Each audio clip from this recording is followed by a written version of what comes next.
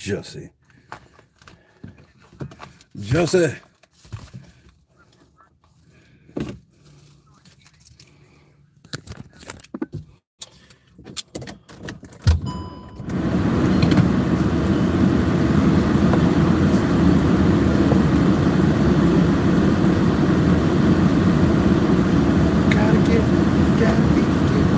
What's goody?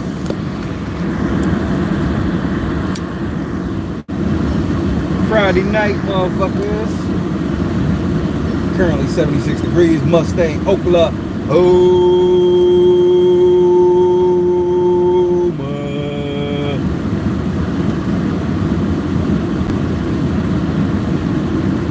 Hey, and we're back.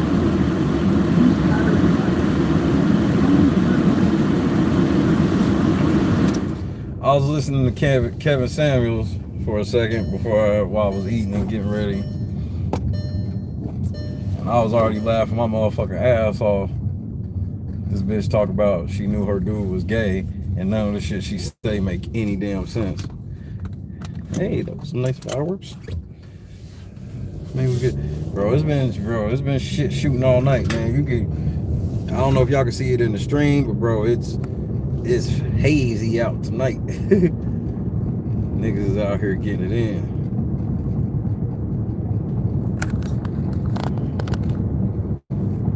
Fireworks are gonna be crazy.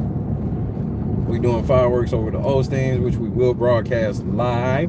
So we will have a live LNC fireworks show brought to you by the Osteens in conjunction with LNC.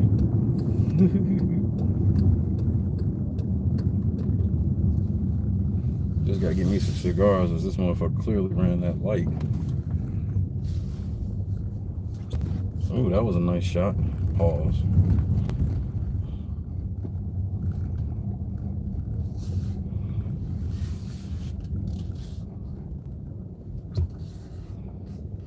I'm sure they in the neighborhood's getting loose. Good to see you today, Kim. Maya. What's wrong with Angela? Angela, the story with these black people, I cannot believe how worse it just keeps getting. This shit, I mean, this is an utter troll job at this point. I shall be right back, ladies and gentlemen, if one has made it.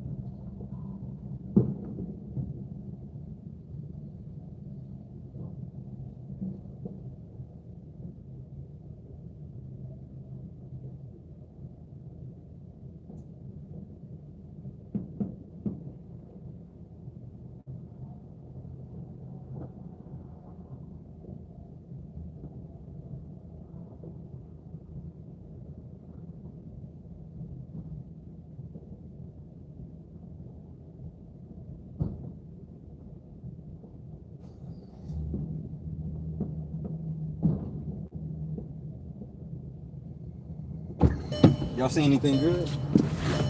Did y'all see anything good? King of the Sevens in the building. Misha in this motherfucker.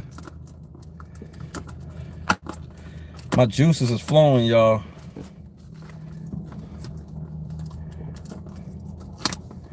My juices be flowing, y'all.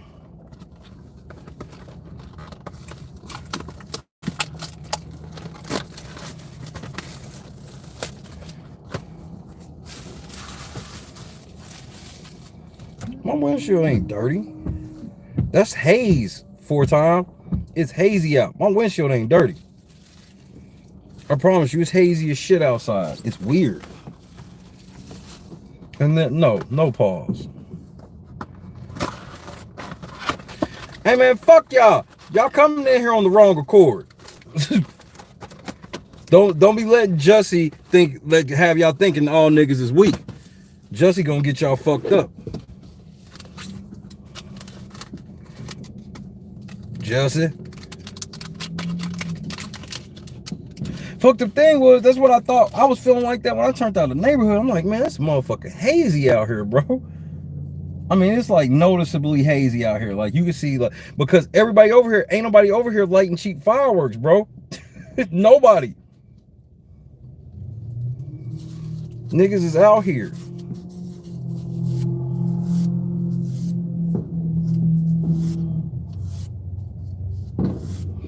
Did y'all see anything good while we were sitting here? Is this a terrible spot? Are we facing broke niggas? Man, his motherfucking mullet is so fluffy, nigga. I don't think you ever seen a nigga with a mullet this fluffy, Marcus. His shit is just so... I mean, that shit is like poetic justice, the way that shit is flowing.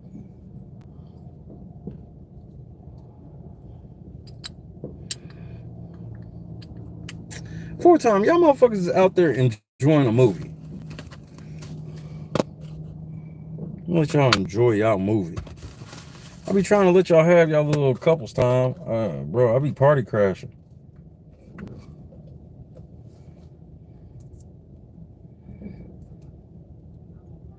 I'm letting y'all get it in before I make sure that John get a whooping before I leave. It's like lighting the fuses and running before it's up. Pause. Man, pause. I trying to hear about y'all in bed, hearing how John ripping them fucking sheets up every time he rolls over on his stomach.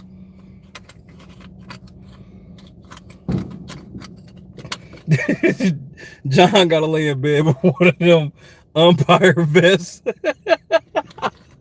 One of them umpire pads. You know how they had that big ass pad on the front? That's what John gotta wear when he go to bed to keep from tearing up the sheets.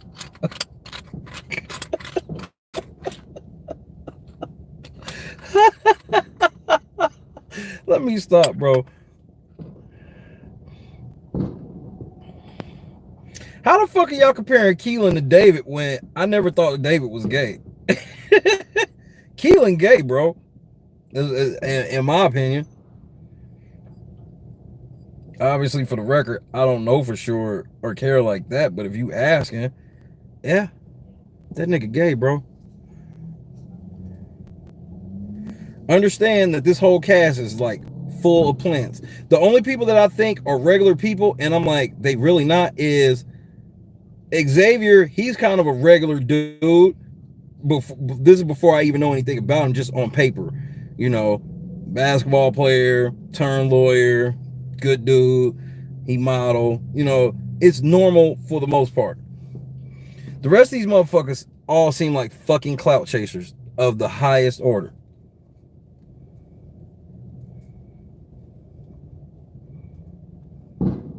They are clout chasing on the fucking highest order.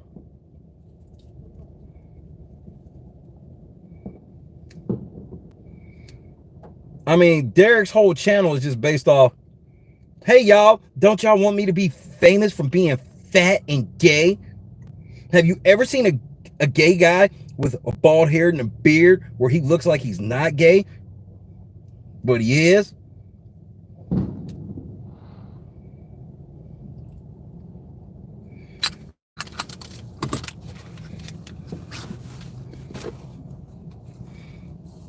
Nope, I'm gonna start going into the girls tomorrow.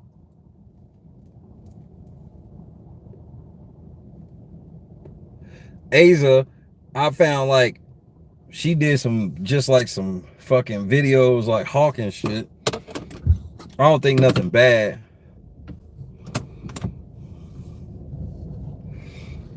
I mean, the clout that they chasing for, bro, this shit is unseen. I'm just like, yo. And then like the black dudes got, bro. So understand, I want to make sure that I get this understood so we can understand the ranking system. Understand that while all of that out of pocket shit that because understand that all that out of pocket shit that fucking Derek is doing and be doing on TikTok and shit, right? I don't look at that as him embarrassing black people. I'm more mad at CBS because I'm like, why are y'all getting them telling me that y'all trying to make this a more diverse cast and you're casting the exact same type of niggas that you always cast? A gay black dude that's flamboyant.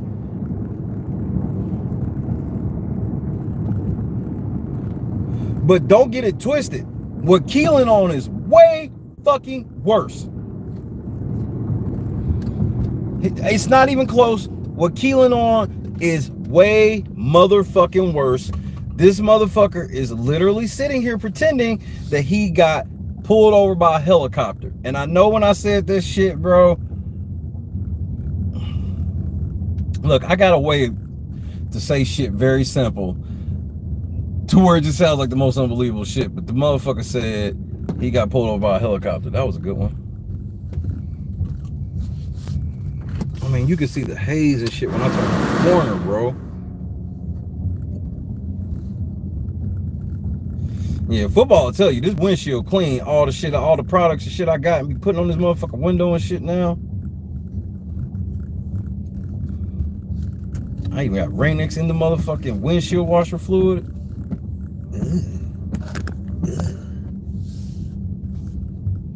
I'm like Michael, baby. Dark angel. Damn. Okay, so that was a good shot. Let's see if we get another one right here. This looks like a good spot. You nigger.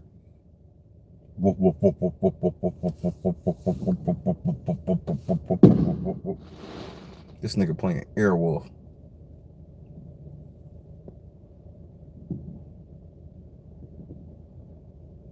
Airwolf. This motherfucker said, I was sitting there because understand I wasn't even gonna watch it because I saw his YouTube channel and I was just like, bro, he got like multiple videos on there talking about being a strong woman, being a strong black woman. And I'm like, who are you talking to? Because it's not coming across. And when I say who are you talking to, I'm not saying like, you shouldn't be saying that about women. I'm literally like, who is he actually talking to?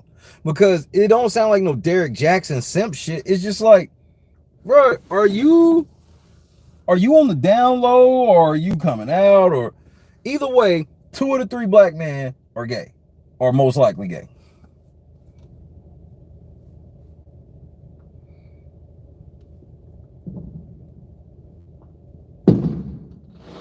All facts, Marcus. All facts. LNC Fireworks Show. Happy 4th of July weekend brought to you by LNC. Hit the like button. Pansexual. At least, nah, they can't get a pansexual because that means you fuck girls too.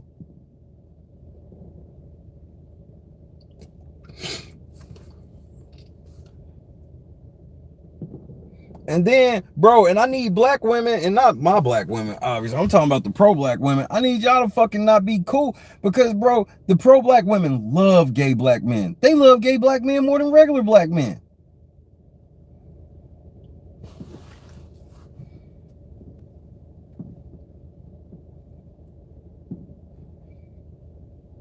Ain't no good men out here. These are the niggas y'all raising. How did it go? Bro, I was just telling Christy this. I was like, you know, and this is going across white people and black people. Have you not noticed that real life, and I'm talking about those that are at least 35, should at least be able to remember this at least a little bit, maybe even down to 30. But bro, 2 generations ago, our families were on different shit. We had different values. Bro, whether you was black or white, you believed in hard work. Even if the pay wasn't equal, all this shit. And it's like 2 generations later, motherfuckers have just let the rope go on their families, bro. Like literally like 2 generations later, you so fucking spoiled to the point of no end when 2 generations prior, your grandparents and shit were eating crackers and shit. And it's like just 1 to 2 generations later. Like look, bro, how do you go from Joe Frazier, smoking Joe Frazier? My fucking pops is named after him.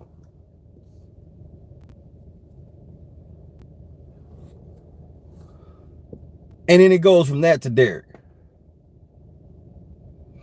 No work ethic whatsoever. None. Just everybody sitting around. Bro, just like TikTok. TikTok, bro. This is why, one reason why I always knew John could easily shine on TikTok. Easily. It's like, what? Because I know the type of person John is. I know the type of humor he got. But the thing about John is, he ain't cookie cutter. Bro, TikTok, 80% of the fucking videos on TikTok are the same fucking video, just somebody else doing it. One motherfucker do a video and people like it's hot and you like using the clip, and then all of a sudden, everybody uses it.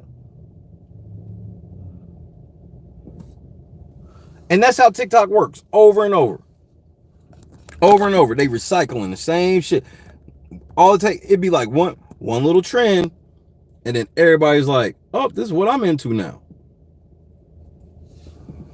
So everybody, let's make this video. Let's make this video. Like this slut walk video. Bro, so many people have done that video.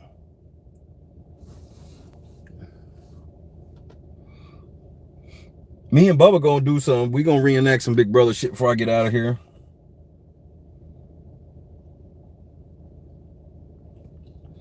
Me and Bubba probably have stitched some Big Brother ones.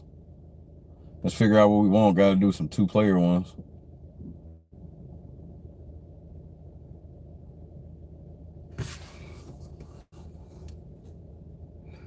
And it pissed me off. I ain't gonna lie, because I thought about that for the first time today, where I was like, bro, when I had my petition and shit jumping, I got down there like 500 signatures on my petition, started getting that shit jumping, and them motherfuckers like, yeah, we not looking for people like that. And bro, they literally don't even look for people that want to play Big Brother no more.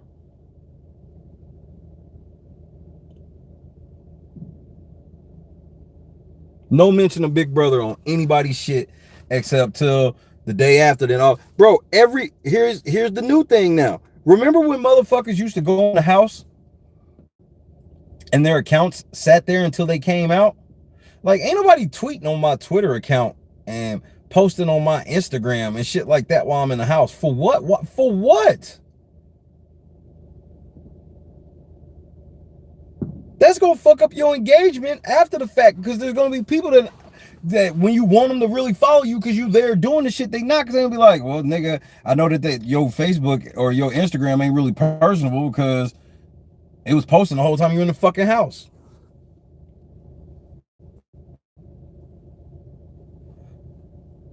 Literally, motherfuckers have followed me. Motherfuckers on Frenchie account liking comments and all this shit. I'm just like, bro, this shit is so fucking fake now. It's like, bro, soon as motherfuckers go in the house now it's like, there ain't no rollout to, like, the whole rollout for everybody is Big Brother. Like, not even playing Big Brother. It's the hype surrounding it and all that shit.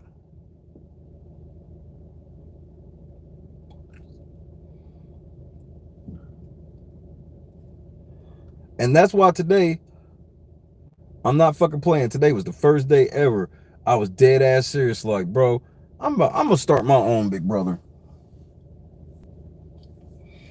It's easy to do. It's easy to get around all that proprietary shit because I don't need to use Zingbot. I don't even need to use none of that shit.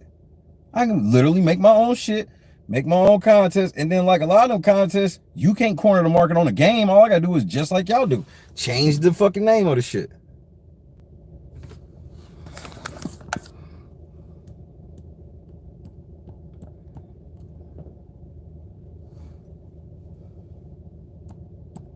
Damn. Come on, thingy. There we go.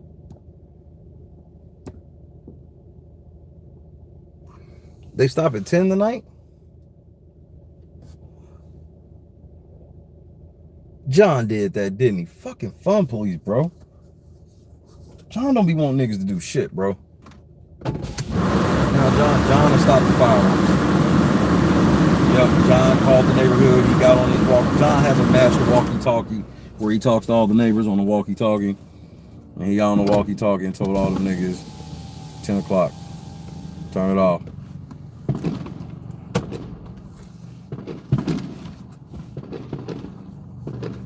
I'll be honest.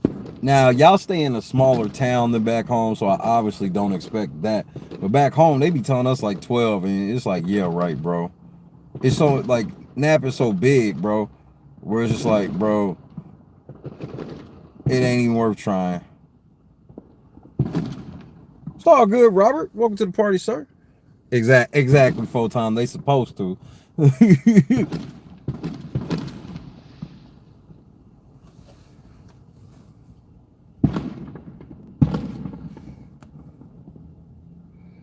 Brent met BB19 Kevin. You know what I mean? All of this shit, bro.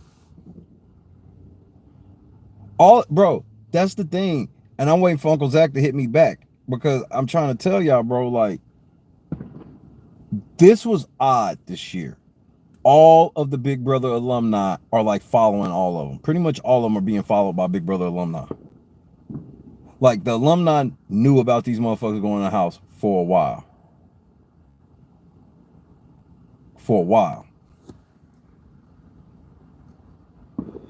And this is going, bro. If somebody that got a lot of money, if somebody rich knew about this, they could easily just, bro, this is an easy lick.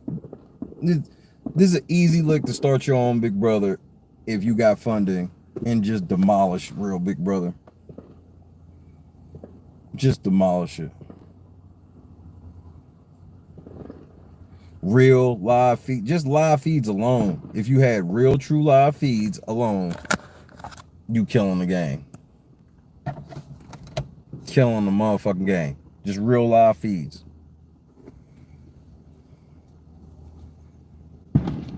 There wouldn't be no difference between my show and my feeds and my live shows or my recorded shows or whatever. Because it ain't even the fact that the shows are recorded, which I don't think any show should be recorded. Like, as far as like any ceremony, there should be no such thing as a, you know, we waiting to see veto when veto happened 3 days ago. No, that's stupid.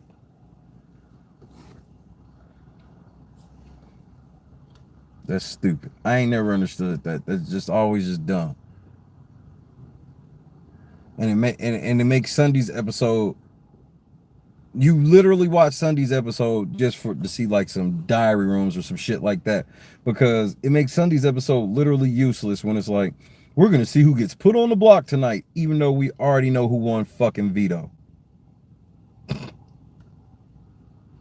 Motherfucker get evicted Thursday night, nigga going on the block Friday, veto Saturday, veto ceremony Monday.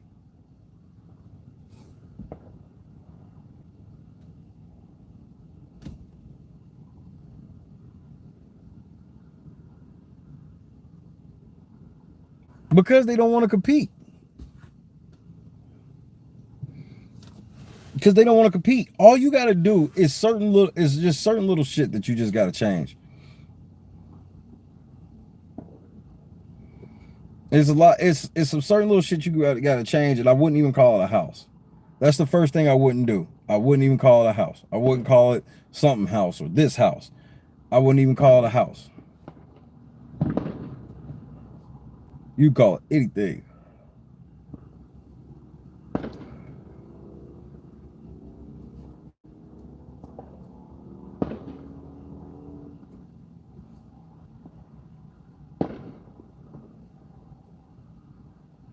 They did TikTok people, Robert, because everybody hit the like button, please. I'm very confident that they did not even look at any casting videos or anything this year. If you go to motherfucking Big Brother Casting.tv right now, you can literally apply right now for Big Brother 23.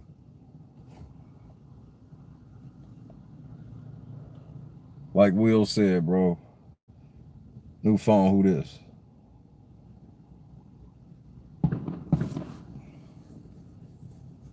You called me tonight? You sent the video to my house. What? And you can say kinda, because some of the people are still Instagram people. You got two girls that are so fucking little, tiny, skinny bitches. One of them is she part of like a swimsuit company. The other bitch, like, bro, they all got, bro. There's nobody really hurting for money. Maybe the black chick that's the phlebotomist is hurting for money, because there's only maybe like 4 regular people. The older black chick, she seems like a regular chick. The teacher chick seems regular enough, and the forensic scientist chick. All the dudes seem Planet. Everyone. They got TikToks, or they models, or they got Instagrams. Every dude.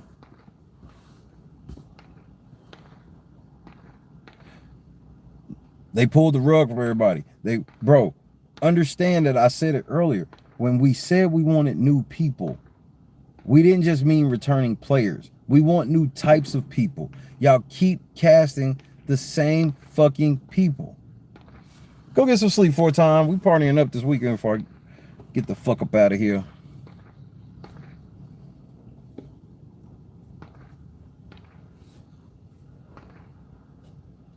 They like, we gonna make it more diverse by putting more of the same type of people in. So instead of like, well, we gonna take, like, bro, there ain't a Mexican dude in the house. Thank you, KS. I thought I knew phlebotomist somewhere right there, because that means she work at the plasma spot. She either work at blood donation or plasma. One of the two.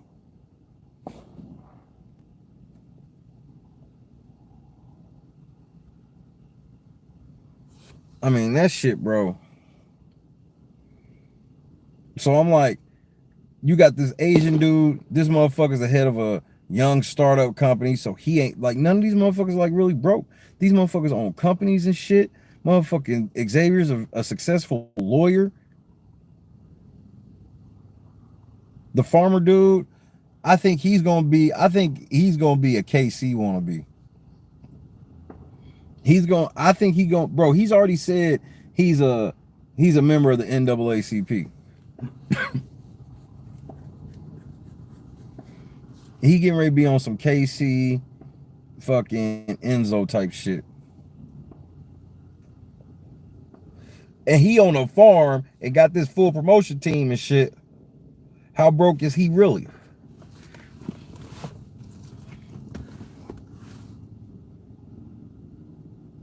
Yeah, Derek Zhao, he got a meal kit business. They send out meal kits and shit.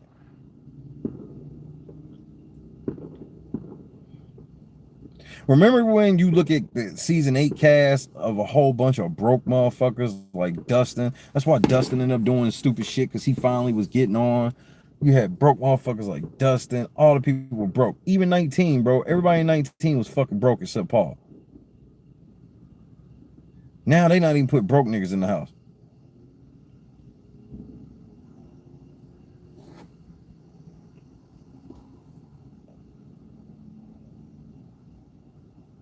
He named his daughter Robin Cass, allegedly.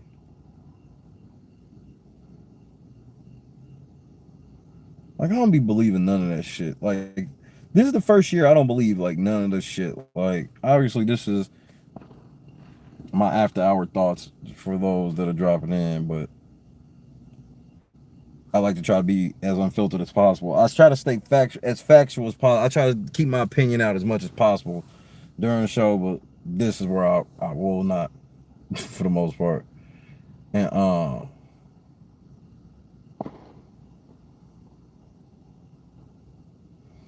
no, but here's the thing with that, CK. Elena, bro, ain't no bitch broke with fake titties. What's up, Christine? And thank you. Misha is the LNC beat writer. So what she say is gospel, bro. You just got to deal with it. I vouch for everything that come out of her mouth. Because if it's a mistake, Misha ain't no problem saying it's wrong. You know what I mean? Well, she's never wrong.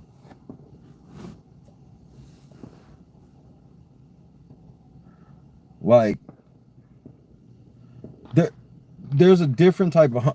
The reason why I'm telling you it matters is you're not fucking up your $100,000 a year job for a chance to win 500,000. That's just not how people that make that type of money work. So you got to look at the cast like this. Who is shameless? Motherfucking I always forget his name. The dude that want to know where the hose is at. He's shameless. Derek, he's shameless. You know, Frenchie probably has a level of shameless to him as well because he owns his own farm. So he gonna go back to the reservation after all this is over. Man, them bitches that own them swimsuit shits ain't talking about shit. Shut up, Bo. Them swimsuit bitches, the bitch that own that swimsuit shit, she ain't talking about shit.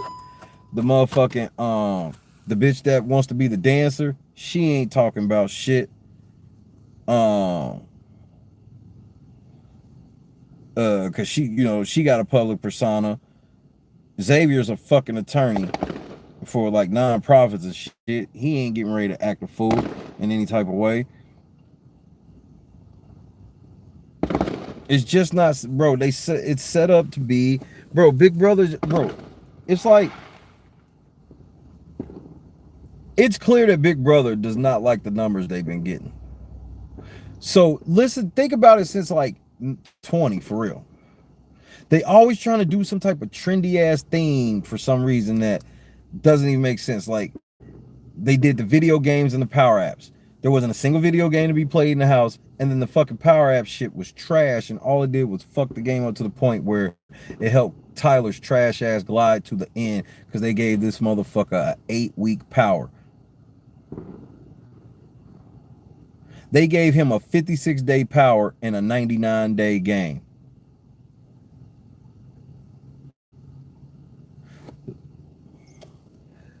So there, because in 19, how did they panic in 19? They gave Uncle Kevin $25,000 so they could put Paul in the house and make it seem like it was a surprise.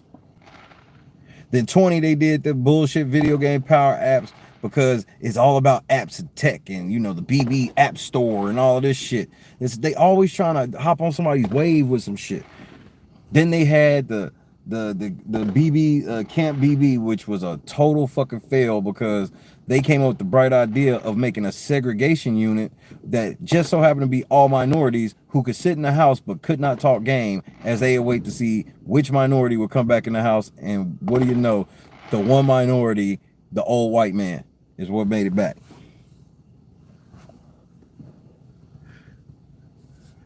Then you turn around 22. They gave everybody $40,000 out rip. Biggest fucking mistake in the world. No fucking competition in Big Brother 22. It was just move the niggas off the board and then talk to Cody the rest of the way. They was like, we could do an All-Stars. And everybody was so excited for All-Stars. So excited. And they somehow got the most bummest fucking returnees ever. They couldn't even cast All-Stars right. They got the most money, and this is documented. They got the most money that any season ever got, and they spent it all on the fucking house guests. Remember, we didn't really see shit. We didn't really see no luxury comps and no shit like that. They gave them all the fucking money, and then they just threw out 5,000, 10,000 here and there randomly. Pretty much everybody got a $5,000 bonus at some point. David got 10 racks. Davon got 5 racks. Tyler got 5 racks. They was just throwing that shit out like fucking candy, and nobody even had to fucking work for it. Nobody even had to fucking work for it. They was just throwing this shit out like fucking candy. I'm like, yo, And then you wonder why everybody just sitting around the house like, I'll just wait to talk to Cody. 40 racks. Motherfucking Keisha. The one motherfucking bitch that could have started some shit. She gone immediately. $40,000 fucking dollars, bro. Nigga, what? Why would they spend all that money on the cast instead of the fucking game itself? We still playing hotel. We still playing fuck. They wonder why the shit's dying. It's like, bro, you getting the same type. Bro, we know it's all Allison Grodner. Cass stepped down. Cass didn't get fired. Cass stepped down. And even if she was fired behind the scenes, she had enough juice to where she was able to step down. That means something. And what do you know? It's the exact same shit again. I would never doubt it for 1 second if motherfucking spoiler girl / Vegas girl, I wouldn't step down for 1 second that it could possibly be Allison Grodner. Why wouldn't it? Why couldn't it be? Because it's so far-fetched. Why is that so far-fetched? This bitch thinks she God anyway. She don't listen to nobody every year. And then she be having the nerve to say stupid shit like, you guys asked for it and we listened. The same exact shit. What?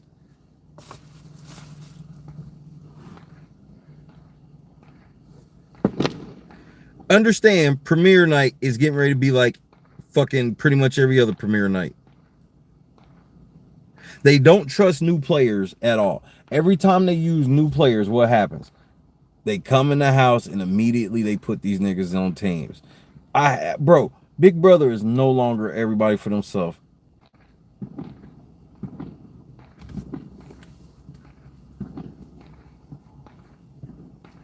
And then they try to make it sound like it's going to be more fun this time. Well, this time the players will compete to be captains. And then these captains will draft their 4 teams. Oh, so you mean like the populars, the athletes, the offbeats, the brainiac clique. Y'all did this in 11, bro. Y'all did it in 19. Y'all did it in 9. You did it in 14. You did it in 12.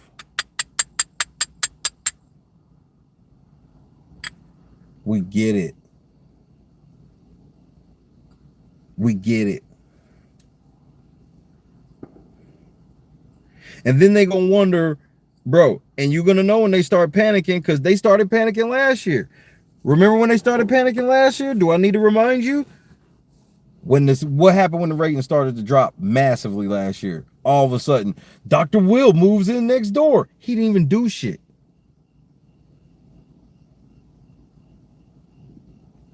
He didn't even do shit.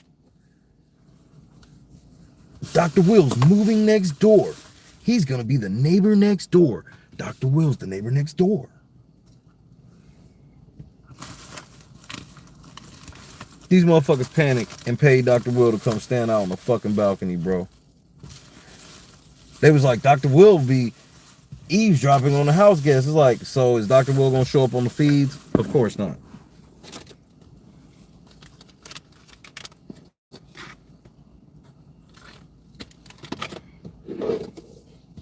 That shit was whack as fuck. But it was because the ratings was different because, bro, didn't nobody want to see that shit. Didn't nobody want to see Enzo. Didn't nobody want to see Nicole. Didn't nobody want to see Cody. Didn't nobody want to see Memphis. Get this nigga Casey the fuck out of here.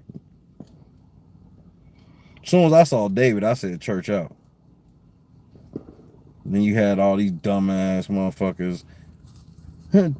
Davon's getting ready to just dominate. Just this whole fucking Davon cult shit. I can't wait till it goes away.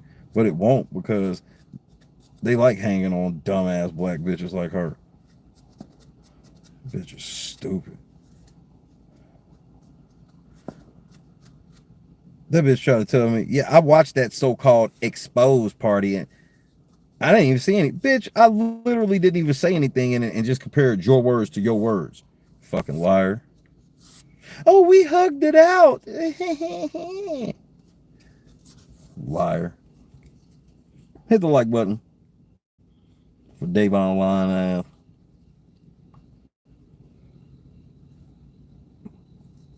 They don't want to talk Big Brother for real.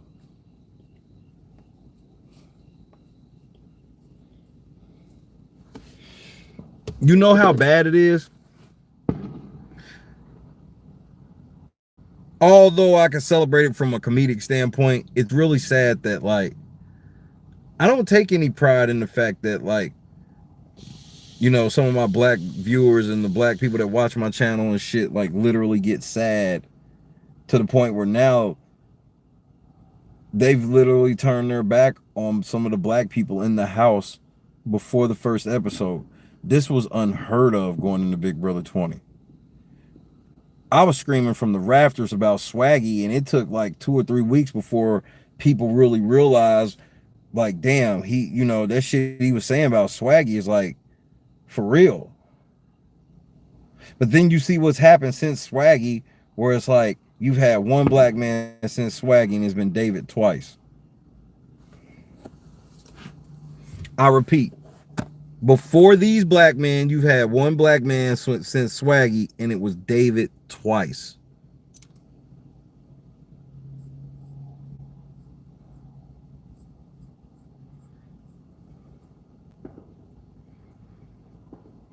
So I went from screaming from the rafters by myself about Swaggy and everybody being like, bro, come on, man, you got to give the nigga a chance, to now the niggas that they've picked are so off the fucking hook that, bro, it ain't even motherfucking premiere night, and like most niggas that I know that I fuck with is like, nah, bro, this ain't it.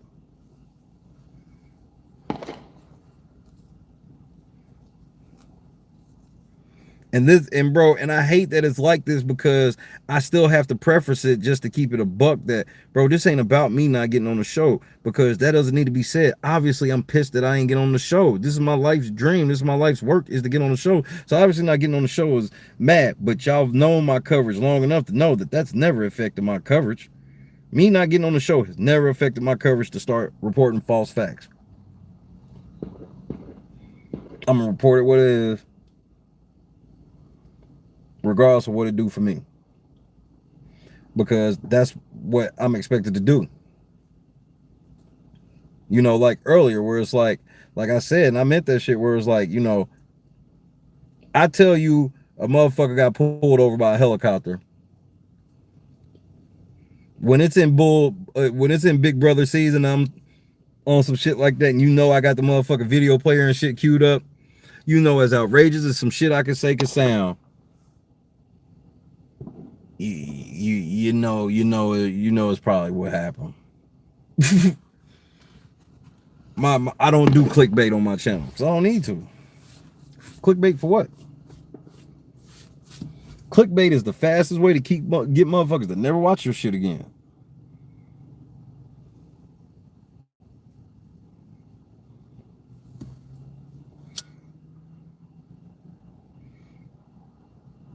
And this was the first time I ever had to really put race in perspective and shit as far as this game was concerned for me, because, you know, I always say I'm not going in there to win for black people, and I stand by that. But my thing is this, like, bro, at what point as a black man do I not call out where I feel like a company or an organization or a network or whoever the fuck is making a mockery out of black men just because it's like, well, once you're making a mockery out of black men, and I don't have to do shit for black people, but that doesn't mean that when you're making a general statement about black people and showing black people in a certain light, that you're literally, bro, when you put 50% of the people in the house as a black man and half of them are gay,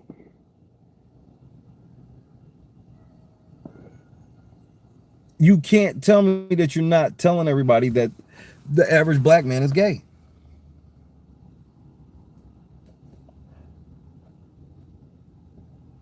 The average black man act more like Will, Mega, and Marvin, because remember, Marvin's married to a white bitch now, too. So understand, people don't think that you can keep your black roots and shit like that and be with a white girl, everybody thinks that when you get with a white girl, for some reason, it's never thought that the white girl could maybe start acting like you, or y'all could just have this mesh or whatever and y'all just act your own way. No, it's always assumed that the black man gonna start acting like a white person once he get with a white girl. This is always the assumption. The average black man act like Marvin, Will Mega, maybe even Howard. But I mean, Ollie's the average black man that acts like a white boy. That's the other thing. They put us in that type of box too, where it's like, bro, the Asian dude, like I said, the Asian dude, you didn't get this Asian motherfucker that grew up in like a little Asian town where he went to school and he still had to go back and, you know, there's Chinatowns and different Asian towns and shit like that and cities and shit like that. Nah, they got some little rich Asian white kid that was super smart that fucking went to school with a bunch of white people. You got motherfucking Jussie Smollet. This motherfucker's literally in front of a crowd of white people talking about how he got pulled over by a helicopter on foot.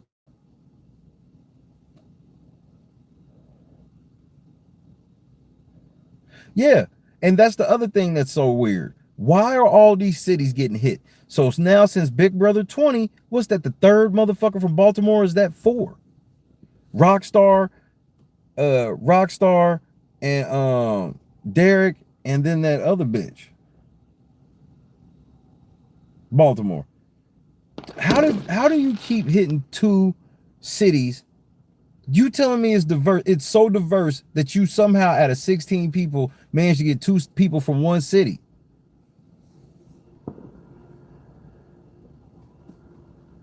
Rockstar for season 20 was it, and it's 2 people this year. It's Bella and Derek.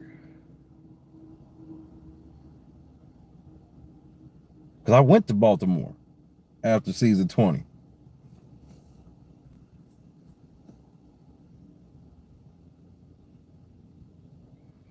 Which one, KS? Which one move? Because I told y'all something's finicky with this cast. Because number one, go to BigBrotherCasting.tv right now.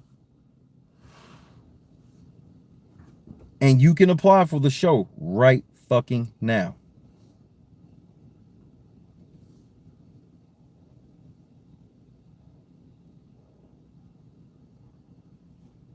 They're not using no analytics, Marcus.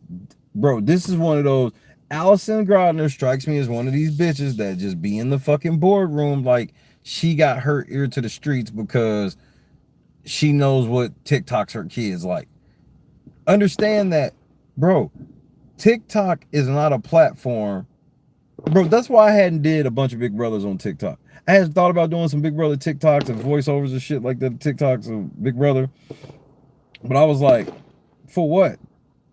And it's like, it's more of a kid platform where that's why I love how John carved his niche out to like carve out an adult sector, because there is a nice adult sector of it where there's genuine videos with thought put into them and shit like that. But the 90% of TikTok is just fucking dances to the same song.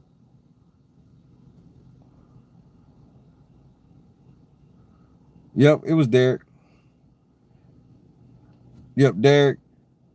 The motherfucker. I mean, just like in season 20. Look how this keeps happening.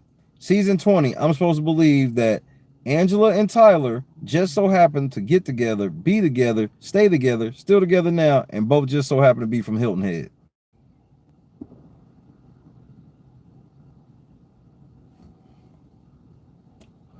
I'm gonna have to stitch something with you then, Maya. You know I'm game.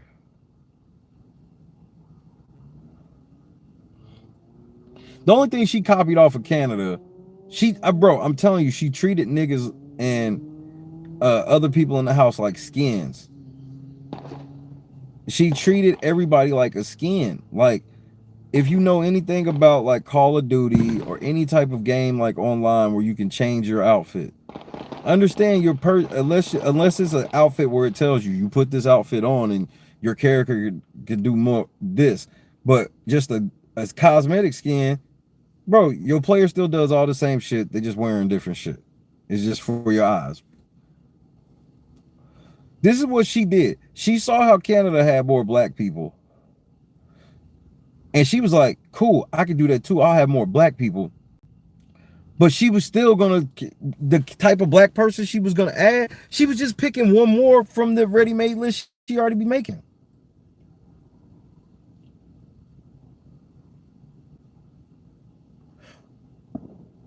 I'm gonna ask one more time, because I want this to be taken so fucking seriously.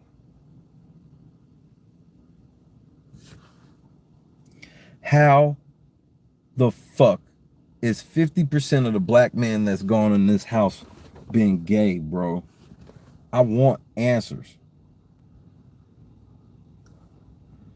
Exactly, Spartacus. Literally. Same move set and everything, they just changed skin. So she was like, well, instead of us having, because even when it's a lesbian, they don't never have no feminine lesbian. It's always got to be just a straight manly dyke. And then when it's a gay man, it's got to be a super effeminate gay man, just a super, obviously he's gay.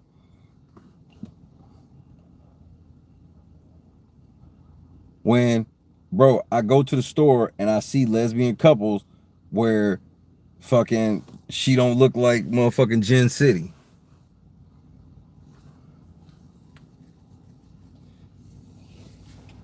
I've seen gay men couples where they're not fucking acting like Derek, acting like Lawan,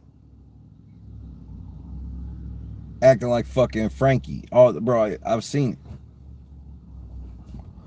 But they got y'all thinking the average black man, half of them are fucking gay.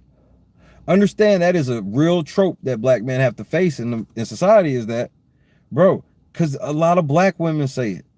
What do they always say? All the good men are gone where? Jail or on the down low. So now CBS is first. Bro, nobody's ever questioned this. I'm the first person I can ever think of that's in the Big Brother space that's questioned this. Like, and I have no problem with gay people at all. It's not about this. Like, bro, I'm being underrepresented as a heterosexual black man. For what? Why? Gay men are definitely less intimidating, because even if they with the shits, they find it funny because they don't take them no more serious than they would take a bitch.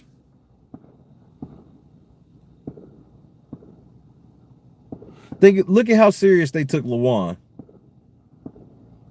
They didn't take that nigga, bro. Go watch Lawan season and see how much respect they have for, bro. They made fun of this nigga. They made this nigga think he was getting a special power, and then made fun of him the whole fucking time, and then set up a competition to guarantee he would get embarrassed in. They set him up in a physical fucking competition against Brendan after embarrassing him all week long, and he wearing a fucking Harvard sweatshirt. They don't want to hear the facts, bro. His recall can't be that great. Yes, it is. Lawan got embarrassed that whole fucking week. I'm coming back with a superpower.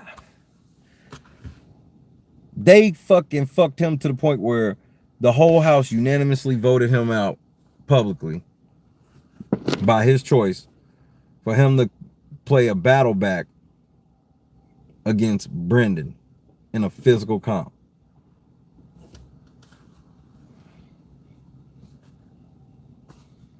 How did the episode end? Oh, Rachel running across the backyard, jumping in Brendan's arms. Almost like it was scripted.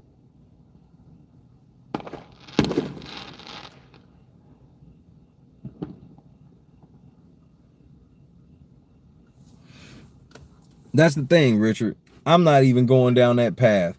I don't believe for 1 second that it's just that many more. Understand? Let's talk numbers, okay? I understand, Big Brother. I'm very understanding of what the Big Brother community fan base shit is like numbers wise, right? I want you to look at it from this standpoint though, because in the United States, 3% of black men identify as gay. If you want me to be generous and give you the motherfucking down low dudes, I'll let you put it to 10 and understand I'm being beyond generous. Beyond. That's next level generous. That's like you asking me for 20 and I gave you 100 and said don't trip. That's how generous I'm being. Even at 10%, bro, that's 10% gay black men, and somehow they only for 22 seasons can get 50% straight black men, when we know a couple of things. We know a couple of things like what? They go look for Instagram stars. They go look for Twitter stars. They go look for these type of stars. They hit casting agencies. They're asking for these gay men. They're looking for these gay men. They like to do that with black people anyway. They like to double check boxes. Double, triple, however many check boxes they can ever fit in the minority they want to do. Because you got to remember, woman, that's considered a minority. Why, I don't know when they're the majority, but it is. Woman, considered a minority. Then you turn around black, that's another check mark for a minority. You gay, that's another check box for a minority. Now they can sit here, and when they tell the thing, they're not going to tell that, well, 4 of these people got all of these check boxes. What are they going to say? They're going to be like, we had gay people, we had black people, we had this person, that person. Then meanwhile, you realize that all the diversity is fitting inside of like 2 or 3 fucking people.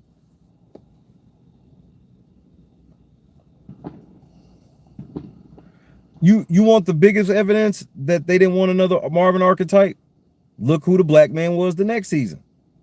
The black man the very next season after Marvin was a gay black man named Bo, who's famous for Janelle yelling at him that he dates older men. Very next fucking season. And this is all shit people forget. They've been doing this shit since Will fucking Mega, bro. Will Mega was so bad, they didn't even have a nigga on Big Brother 2. But who was the first nigga they had after Big Brother 2? After Will Mega, they didn't have a nigga on Big Brother 2. Then Big Brother 3, who did they have? Marcellus. Gay black man. Big Brother 4, no black man. Big Brother 5, Marvin. Big Brother 6, gay black man, Bo. Big Brother 7, gay black man, Marcellus. Big Brother 8, no black man. Big Brother 9, Parker. Gone. He couldn't shut the fuck up. I can't even say nothing racist happened to him. He did it to himself. Big Brother 10, Ollie. First straight black man in a while, but he was definitely one of the white boy ilk. He wasn't the white boy type of black guy is not average. Average black dudes don't walk around with backwards golf hats and shit like that. Yes, they do exist, and it's a number of them, but they're not representative. They're not the majority. I don't understand why they wouldn't get somebody that's representative of the majority at least once. They did with Marvin and Will Mega, and they just shut that shit down. They call Will Mega a domestic terrorist. That's a documented fact.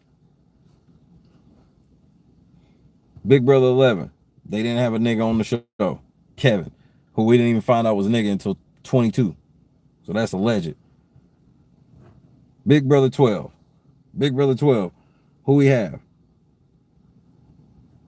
No niggas. Yes, we did. That's the LaJuan season. So we had LaJuan, gay black man, of course. Keith, he was a holy roller church pastor or church minister who wanted to start an all-girl alliance because he wanted to fuck all the girls, who got sent home immediately because he was on dope.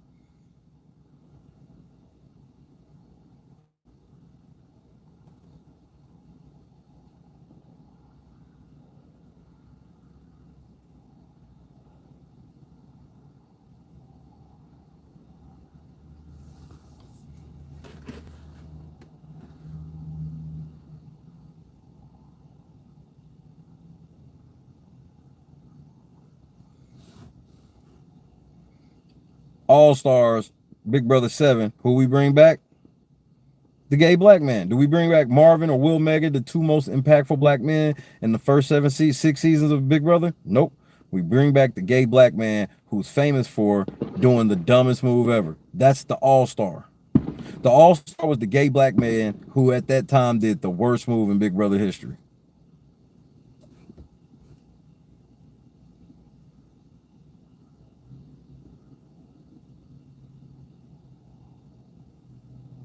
Oh, I'm sorry. Big Brother 13 was the Luan season. Big Brother 12, there wasn't a nigga in the house. They had something called the Brigade. No niggas in the house. They had the Brigade. Big Brother 12. 13, they had that shit. 14, they have basically all stars again with coaches. No niggas in sight. 15, they have Howard, Softy, got railroaded by racists. 16, no nigga. 17, 18. Then we get to 19, we get Ramses. Then we get to 20 and we get Swaggy C. Yep, a straight heterosexual black man who fucked the black bitch and the white bitch HOH while after he got backdoored and got her pregnant. Devin. Devin's probably the best representative of a black man we ever had. And how sad is that? This fucking psychopath.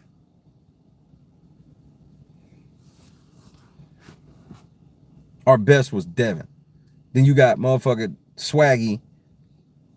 Because at least with Devin, bro, that was very powerful. You can hate Devin all you want. It's powerful to have a black man on TV obsessively talking about his child, because they always say that black men don't give a fuck about their kids. So as much as I didn't rock with Derek like that and his gameplay was trash, I always respected that, because what the narrative's always, black men don't take care of their kids and don't want to be around their kids and shit. And that's all that nigga talked about.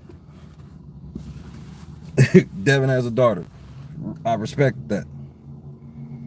Because all they say is black man just nutting bitches and leave.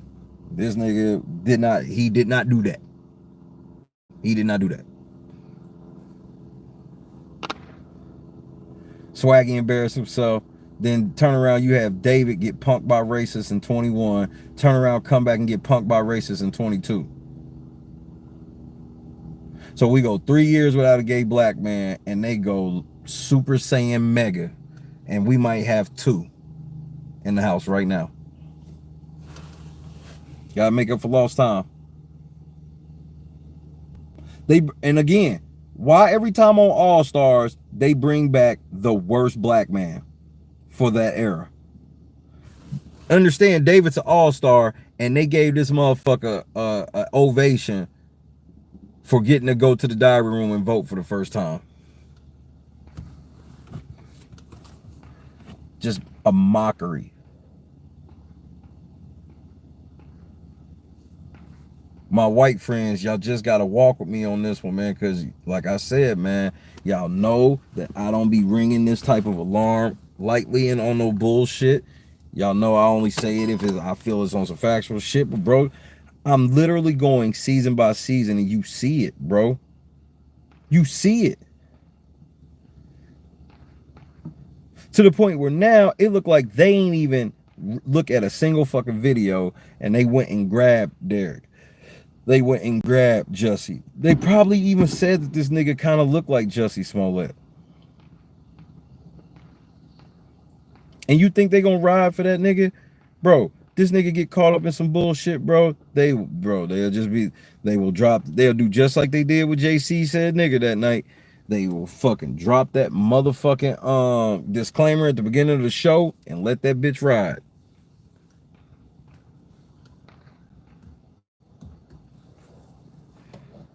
They gonna give alcohol to David just so he can get on that gay shit.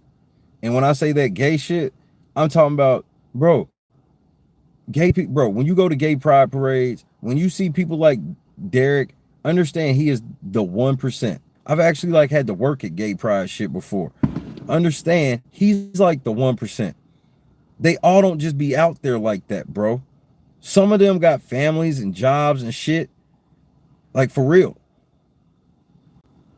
And I ain't to say that they hide in being gay. They had a gay pride parade, but it's about being tactful in public, nigga.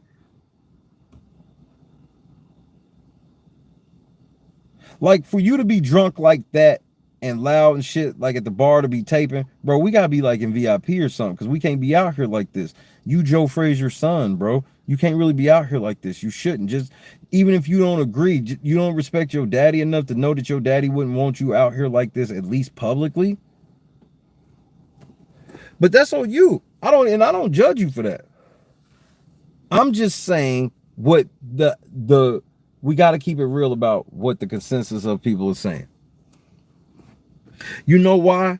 And Angela hits the nail on the head with this. The main fucking reason why everybody finds him so fabulous and they like him, and Kat said she wants him to be his best, she wanted him to be her best friend and all this shit. Angela's right, because this nigga's the least threatening nigga in the game. Nobody's worried about this nigga puppet mastering the house at all. Who thinks for 1 second he has any logical chance to be puppet master of the house? Nobody sees him as a physical threat at all.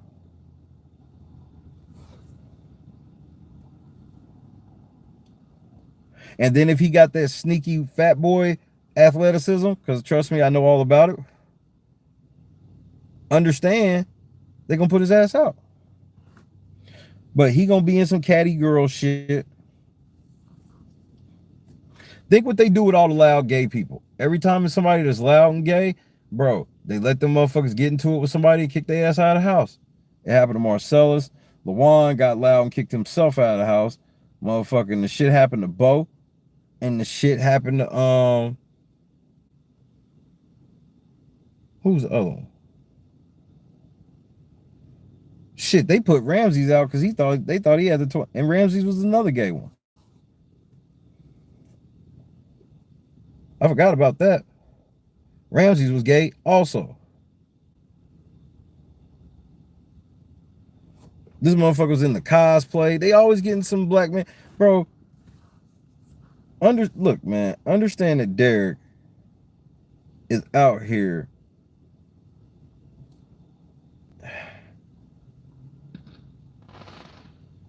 I cannot stress enough how ridiculous this is, that these are the black men we getting.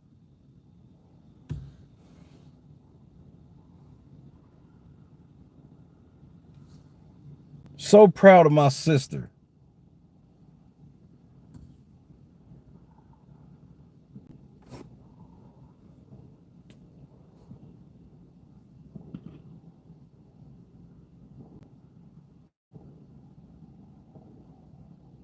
Three 3% of black men are gay.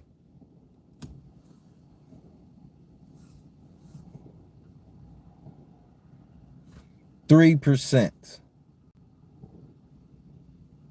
And they keep understand how flamboyant Marcellus seemed, and Marcellus would not vouch for any of this.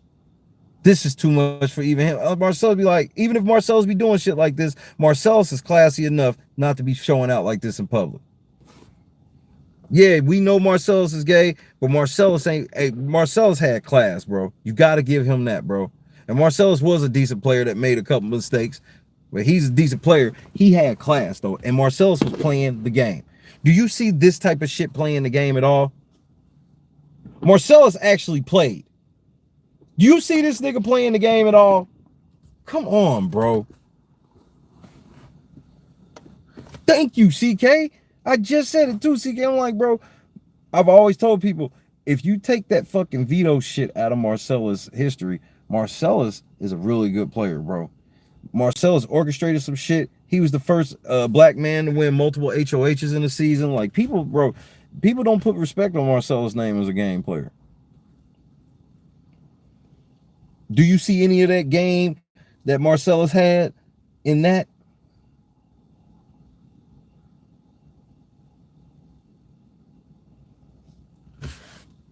That's the new thing now, is to get black men cross-dressing. This is 2 seasons in a row with black men cross-dressers.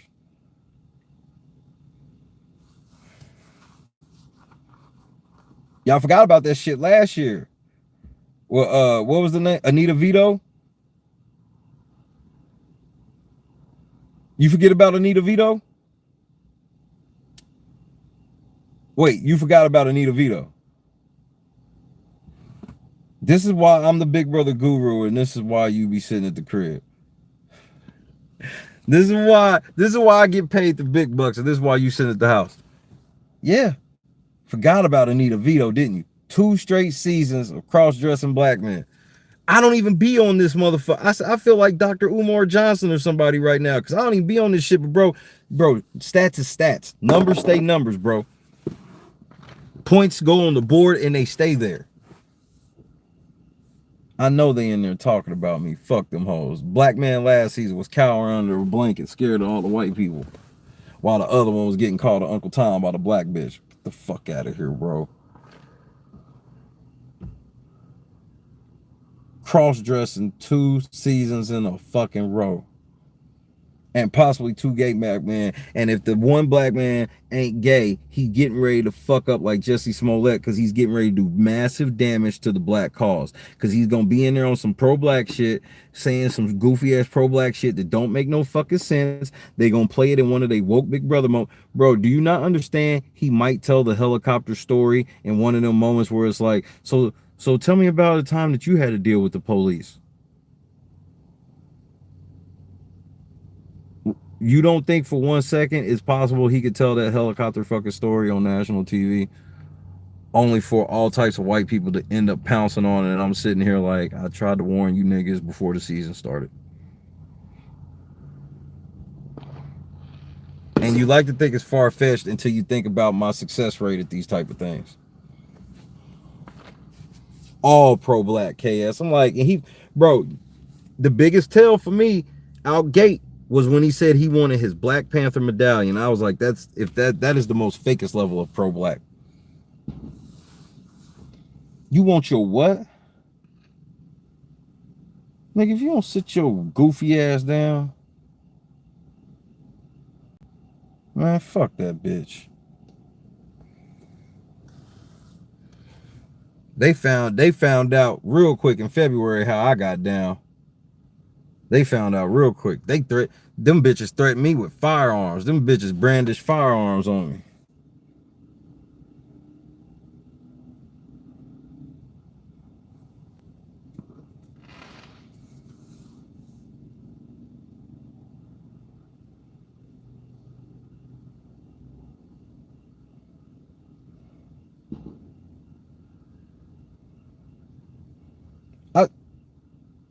Lisa, I'm not bullshitting.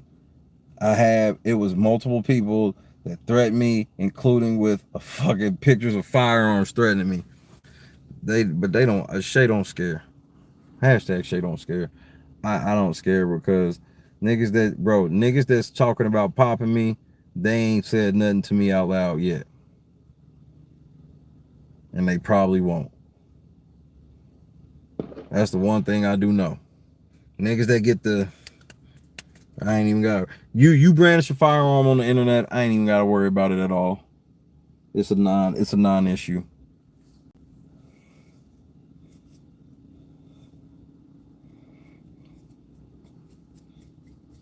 That shit was crazy though. And it was all because she fucking lied, because I call her a racist, and she is. That's the thing. My channel is about holding Big Brother players accountable. And bro, we hold people accountable based on the game and based off shit you be saying. Don't lie. Swaggy, when did Swaggy get caught up and he couldn't get out of the hole with me? When he decided to fight my truth against his lies. And it was a layup. Like when that whole shit happened with him, like when he went to Uncle Kevin, I was just like, nigga, why would you do all this knowing that, like, I know exactly what happened, so I know you know. But people have a level of arrogance. Just like now, everybody's like, oh, I love Hannah because her favorite duo is Davon and Bailey. I'm like, so this bitch loves the 2 bitches that let the white boy use Black Lives Matter against them and got their asses up out of the house. Tyler told both of these hoes he wanted to quit so he can help advance Black Lives Matter. And Davon and Bailey fell for that shit and did nothing about it. Why? Because Bailey's still in love with that nigga Tyler. She been in love with that nigga since season 20.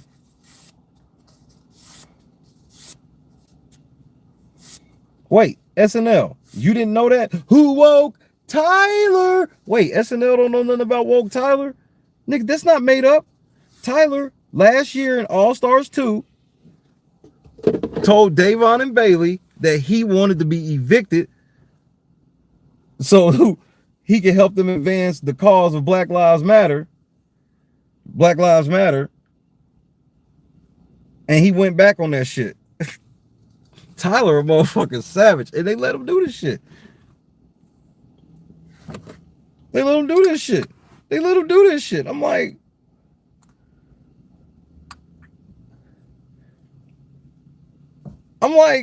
so, and I'm yelling, and bro, and I'm yelling from the top of the mountain during the season, like, hey, pro-blacks, are we gonna sit around? Y'all all talk shit at me saying white people can see what I be doing and all this shit. Well, this white man can be seen by all, and he just used Black Lives Matter to get them niggas up out of the house. Bitch, what?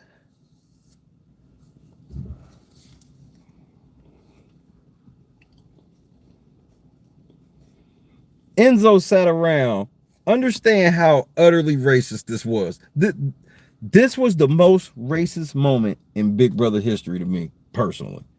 I know some people would think some shit Aaron did. Or do you understand how racist it was for Enzo to not even be HOH, sitting there complaining to Cody that David had the nerve to take this money in a competition,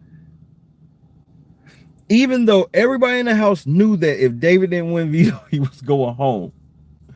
This nigga got $10,000 on his way out the door, and Enzo words it as he's making money on your HOH.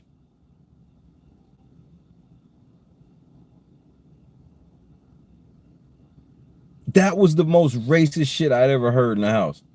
He's like, yo, he's making money on your HOH. I was like, yo, that's like ultra racist, bro. What do you mean?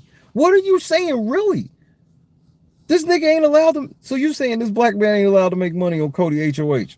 Like, are you hearing what you saying? That shit stuck with me. They were so fucking mad, Mish. I had never been so happy for David. They were so fucking mad because David did the logic that I'd have did. Like, nigga, I gotta win 4 more rounds of this shit, and here go $10,000 right here. Fuck that. I'll take the money. Fuck them niggas. I'm leaving anyway. And then they try to make David feel like, nigga, you was staying if you didn't keep the money. Like, this nigga David, like, nigga, okay. It was funny because David went in the diary room, and then when I heard David in the diary room, I was just like, ain't this a bitch? This nigga know everything that's happening.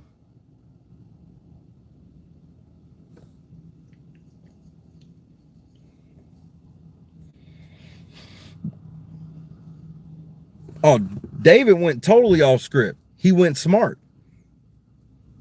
He realized that Davon and Bailey were the moles and shit. That nigga stopped fucking with him. He wouldn't even, by the end of the shit, he wouldn't even promise Davon a vote, nigga. Davon called him an Uncle Tom in the house. That's when I said, fuck that bitch. And she's a racist. You can't call the black man an Uncle Tom in the house, bro. That's no. No. No. No.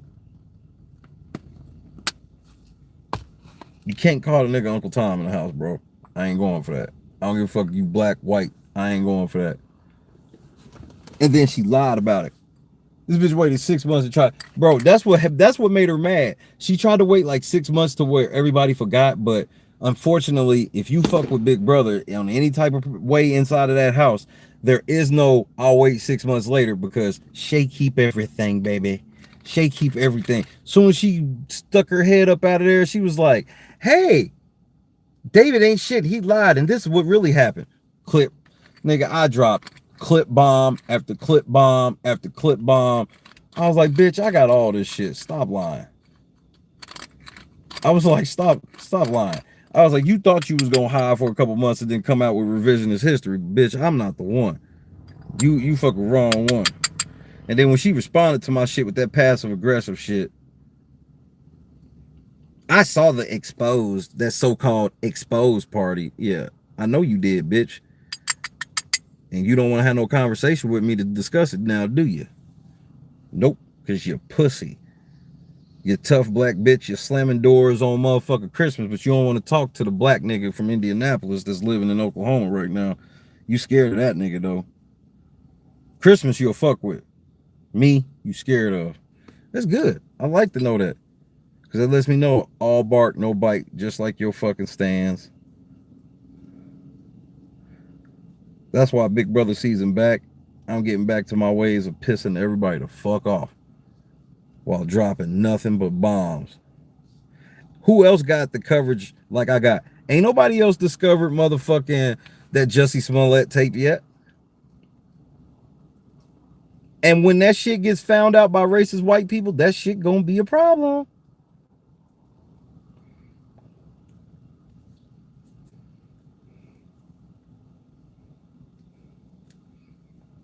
This nigga said the police approached him in a fucking helicopter, nigga. Bro, I wanted to call Angela. That was one of the first times I was like, I want to call Angela, nigga. And I wasn't even gonna say nothing. She was just gonna answer the phone and be like, hello. And then as soon as she said hello, nigga, I was just gonna start playing this shit. You were like, who is that? I'm like, Jussie Smoke. Nigga, you should have saw 4 times face. Before I was getting ready to go be on air because I was cooking dinner. Before I was getting ready to go be on air, I told 4 times, I was like, yo. I said, hey. I said, we got a Jussie Smollett on the cast. She said, what? You silly. I'm like, all right.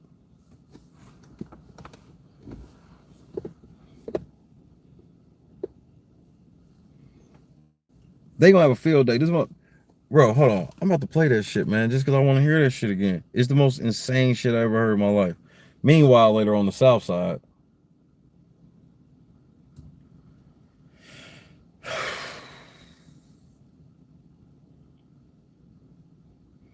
And then when I heard him talk and seen his videos, I was like, man, he might be gay too. And then I'm like, yo, this motherfucker. I was like, yo, he really did some Jussie Smollett shit and he looked like this nigga too. I was like, man, cut the cap, bro.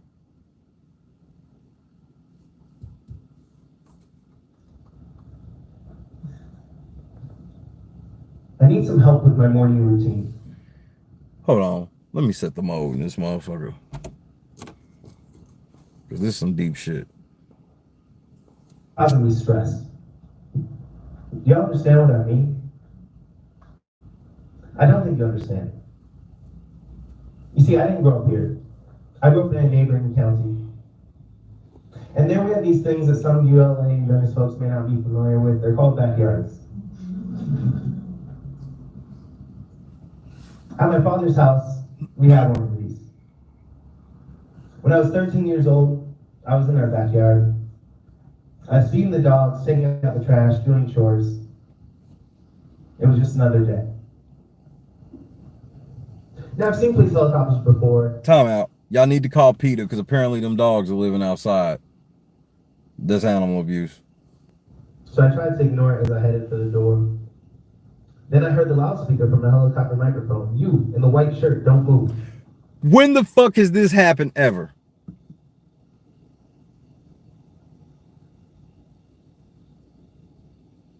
I don't want to hear anybody saying, well, what about certain videos of shit, bro? If they won't even watch a 4-minute video to see a nigga lying like this, bro, they not watching no 3-hour Shay stream, bro.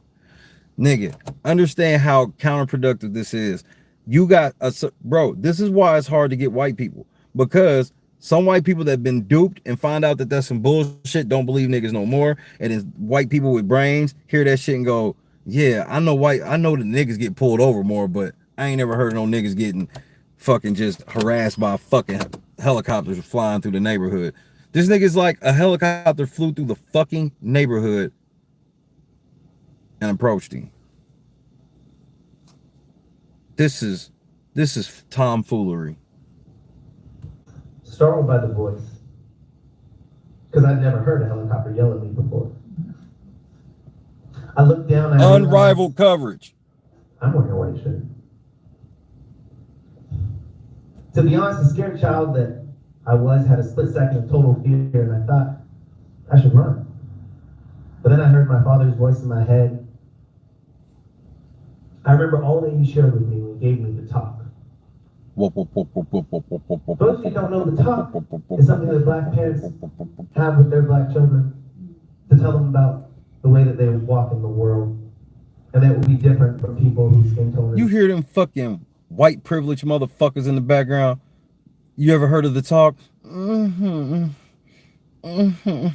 can just hear the white guilt in their fucking voice. Talk is something that black parents have with their black children to tell them about the way that they walk in the world. And that will be different from people whose skin tone is not like theirs. Niggers. So I'm 13. I know I haven't done anything wrong, but I'm just a kid. And I have a helicopter screaming at me. So I am. Understand, he's the most poised 13-year-old ever. This nigga is like a helicopter is waving over him. And as this helicopter is waving over him, a cop is yelling at him over a loudspeaker. So you got, the dogs got to be barking at this point because there's like 200-mile-an-hour winds going through the backyard. This nigga's yelling over a loudspeaker, and this nigga got the calming presence to go, well, I know I didn't do anything.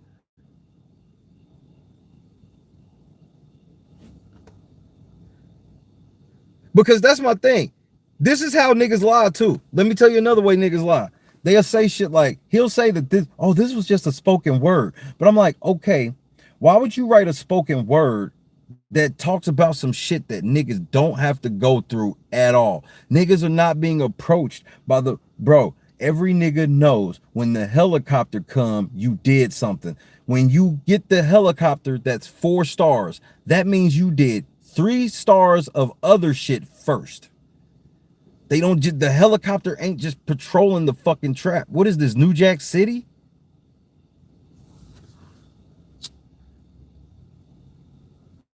And then think about how much ground you cover in a helicopter over sky.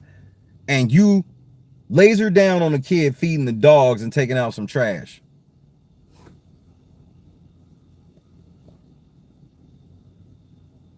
I'm not the one. This ain't fucking Baghdad, bro. This nigga act like he in fucking Baghdad. I said this shit earlier. I'm like, bro, why you act like we live in Baghdad, bro? I'm not the one, bro. Look, let me warn all you Big Brother house guests out rip. Nigga, the worst thing they ever did was invent a pause and rewind button, nigga, because I'm not the one. Once you said it, then you meant it, and what, fuck, nigga? I'm just, look, this, bro, you can't let me find this type of shit. I didn't even have to go digging for real. And that's when I know it's bad. When I find shit like this and I ain't even gave you the real treatment all the way, I had just started on this nigga. I'm talking about, I was like 5 seconds into my shit and I'm like, nigga, what is all of this? Nigga, what? What? Big what? You went to Baychella.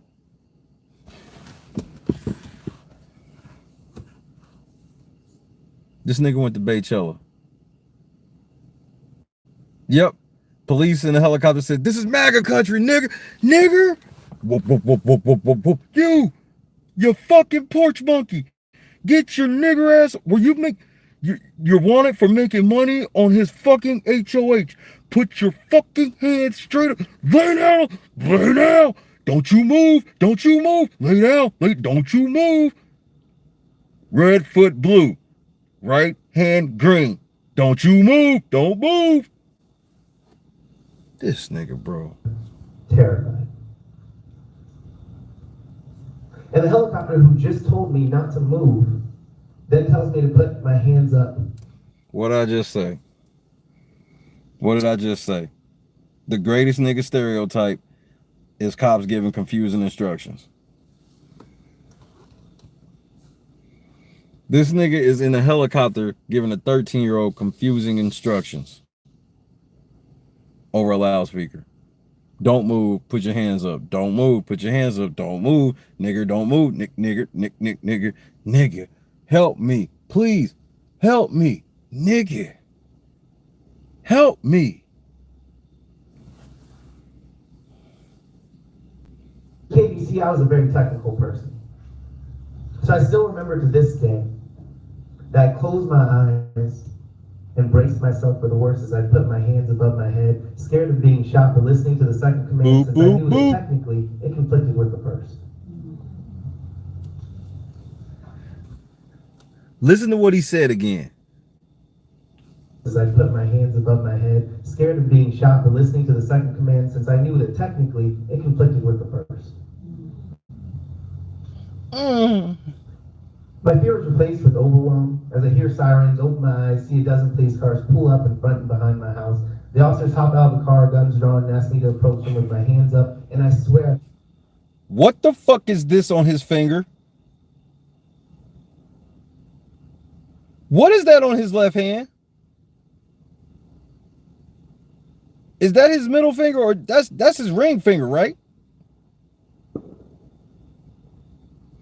Here we fucking go. See the confusion on their faces. They realize I'm not the person that they're looking for, but they do not put their guns down.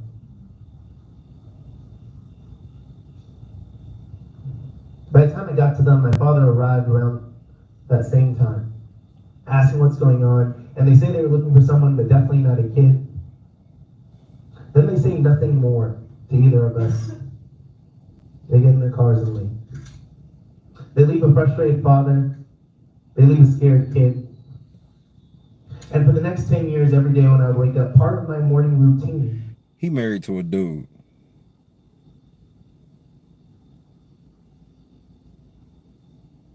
Pull up. Okay, no it ain't. False alarm. Before I leave the inside of my home involves spending time looking in the mirror and thinking, how can I try my best to present myself to the world in a way that won't be seen as a threat? So you see, I need some help with my morning routine. And I'm asking for help because what I need, I can't give myself. I tried speaking differently, but just got called surprisingly articulate. It's homeless people in the background. But that didn't stop me from getting pulled over. Zara the Telestrator. This is how woke this nigga is. This nigga is so woke, he's telling people how hard his life is with homeless people in the motherfucking background.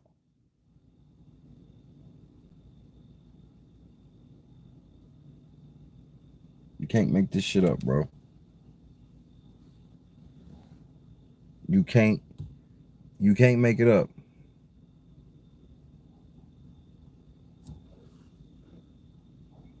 Times my first semester in maybe school, they waiting on the bus, maybe not. The school is in a place too nice for my presence to not seem suspicious.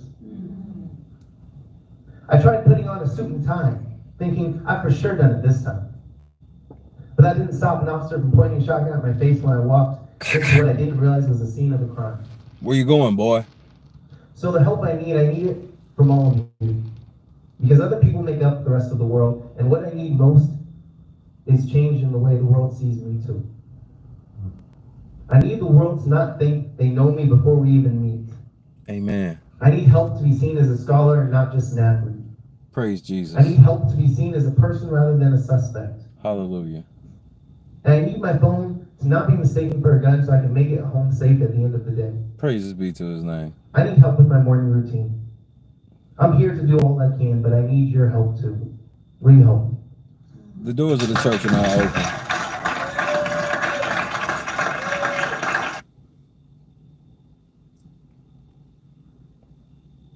The doors of the church are open.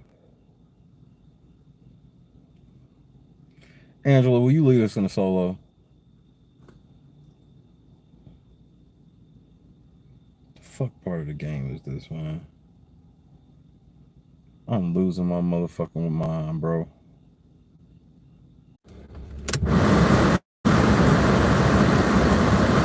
There we go.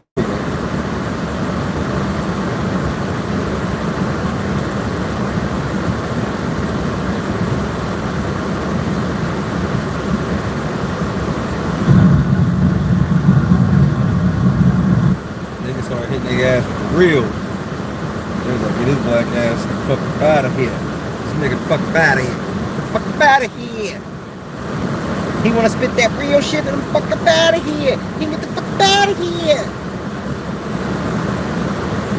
We back. Hey, welcome back. Hey, welcome back.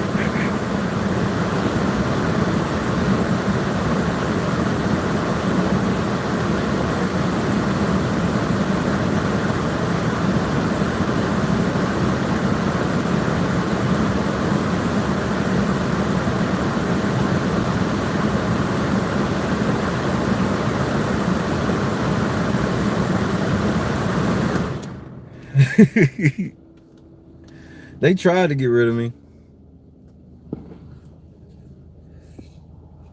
I just forgot to plug the charger in. That's all. The motherfucker said Samsung. I said, hello? Charger sitting right here. Bro, my mind, like when I be getting deep in thought and really be on, like, I concentrate on what I be saying because I be trying to convey my, it's very therapeutic to talk, bro. I know it has to be a level of therapy to y'all because about how passionately we feel about this game, and there's nobody else who gives a fuck, bro. None of our people care. That's why we come here. Because we all crazy enough to care about this game enough. Like, we care over here more than the motherfuckers care about the people that make this shit. We put more thought and effort into it than the people who actually get paid to.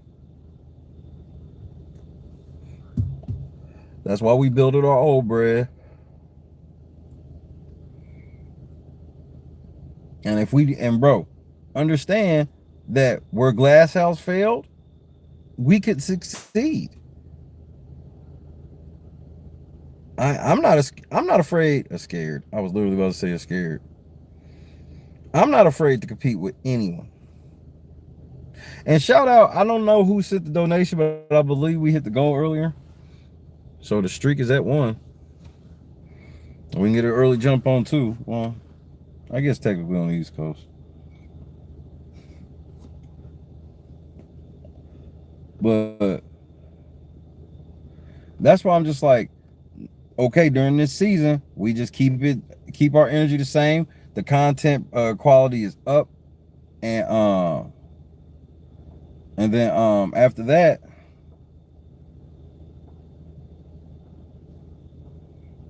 you know,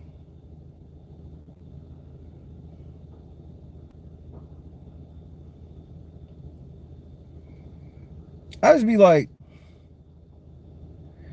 I don't know, bro. I'm not afraid to compete with anybody. Not CBS, not your daddy, nobody, bro.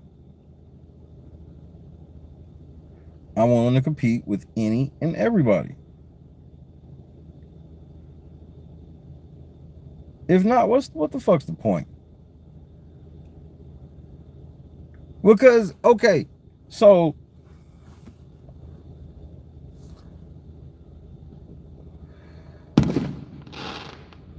how come we can't build our Big Brother community up through this channel to the point where we start our own house, our own show, in our own way, and we figure out what got Glass House in trouble and fix that and go from there, right? I just saw Logan Paul fight fucking Floyd Mayweather based off of his fucking everlasting YouTube hype. Did we not just see this happen? Or was I the only one that saw this? I was the only one that saw it? Bet.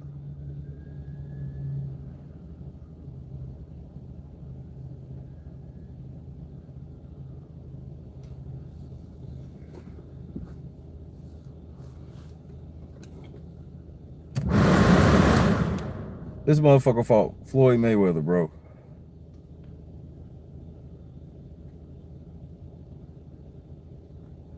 I can't make my own Big Brother, bro. I don't adopt to that small-minded, we can't do it, I think we can't philosophy. I ain't built that way. Sorry. What do you want me to say? Actually, I'm not sorry. Hey, nigga, you shoot another one of them off, nigga. I'm gonna go get the strap.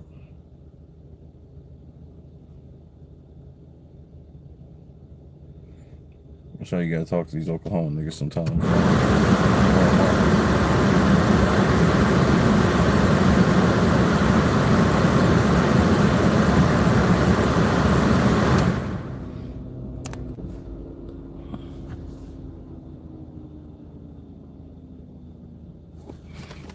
And the thing about getting people to work and come together is you have to set the mission and you have to be prepared to spend 10 years on the mission. You gotta, hey, we gonna start a Big Brother house. and then you just go for the last thing you worry about from that shit is funding. Because just the logistics behind it all together is, if you build 6-7 years worth of logistics, then it's very easy to go to somebody rich that just got money, that just want to make money and will invest in the shit. You just don't give away all your power for an investment.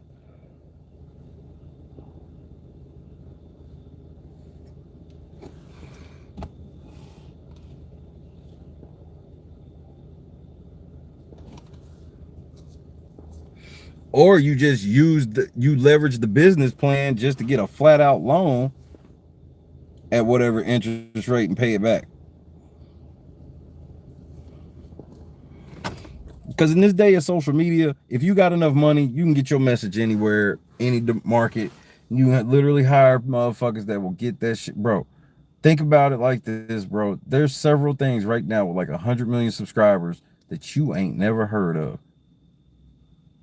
And you like, how the fuck does somebody have 100 million subscribers? And not only am I not subscribed, but I've never heard of them. It happens all the time.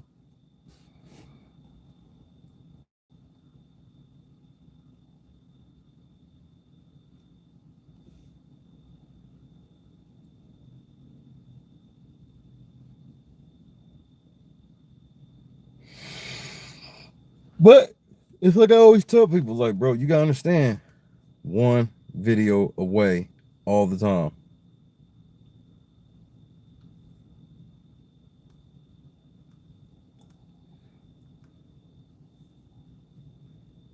Like all the time.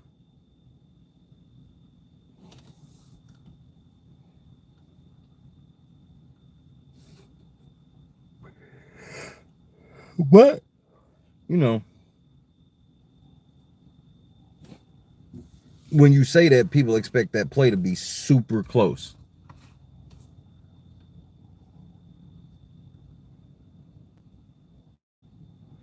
Hold on, Angela. I'll even show you this shit just because I know y'all niggas thought I was lying.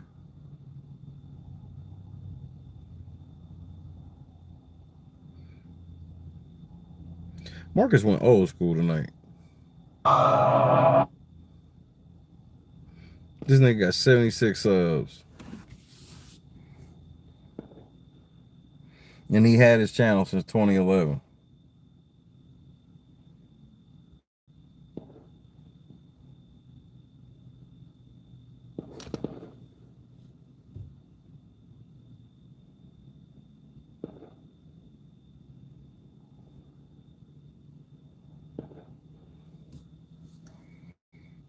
Bait y'all.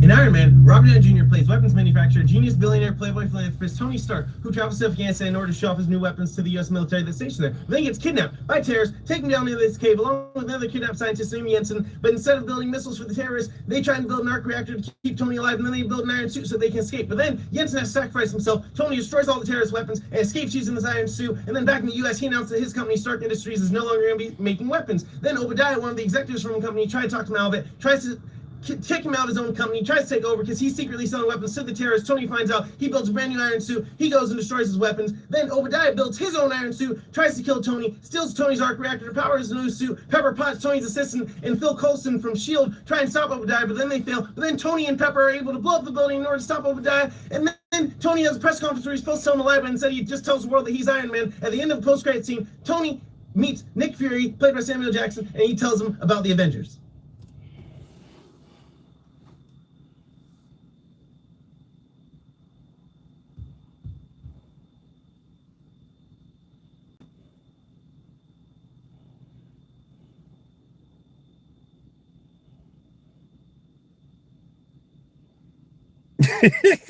That's all you can say, Angela. Is just no, bro. Like, I just be like, bro, I be feeling, Angela, I know sometimes people don't believe it. I really be feeling like, yo, I be overdoing it, bro. And then it's be like, I had the same feeling with Swaggy where it's like, but I'm not. I'm like, I'm literally just reporting on what I'm seeing. I ain't making none of this shit up.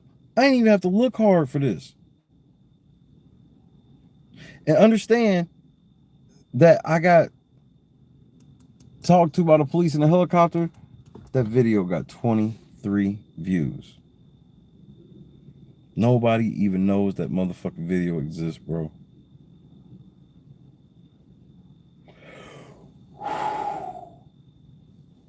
What a fucking idiot.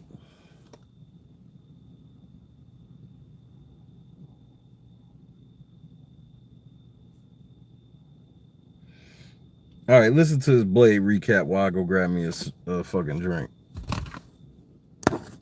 So Blade opens up in this couple. This girl's taking this guy to this underground techno blinking light crazy rave. And while he's at the rave, all of a sudden blood starts dripping. He's like, what? Blood shoots out from the sprinkler. He's like, oh my gosh, this girl's a vampire. Oh my gosh, everybody here's a vampire. He's freaking out. He's crawling away, and then he runs into Blade. So the thing you need to know about him, Blade is half vampire. His mom was bit while she was pregnant, and she died while she was giving birth to him, but he did get a lot of their strength. So he has a super strength, super speed, their healing powers. However, he didn't really get any of their weaknesses. So sunlight doesn't bother him. They call him the Daywalker.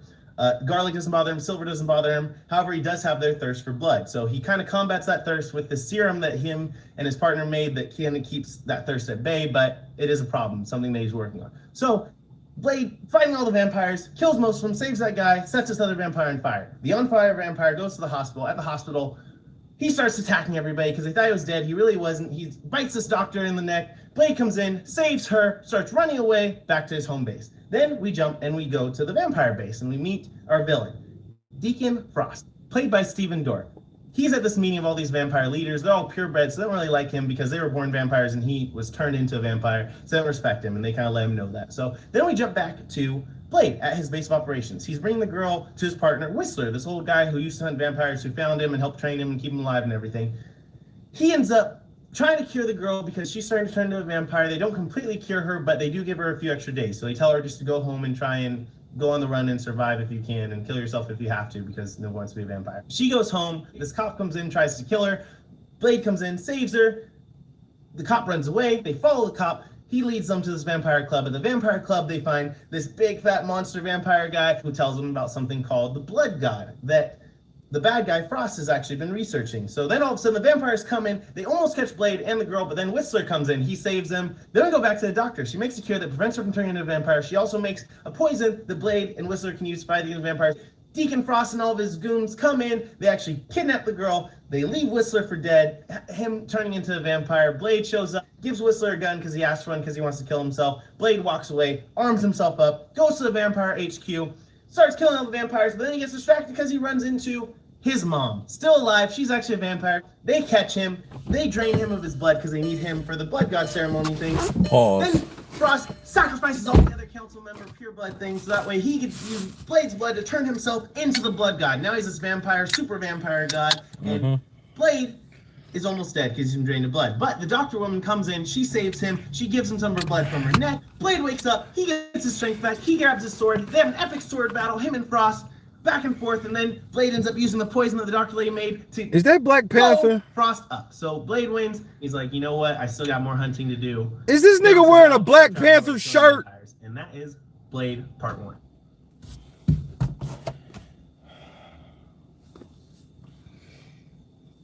This nigga gotta go. Hey, they gotta get him up out of the house now. We not waiting.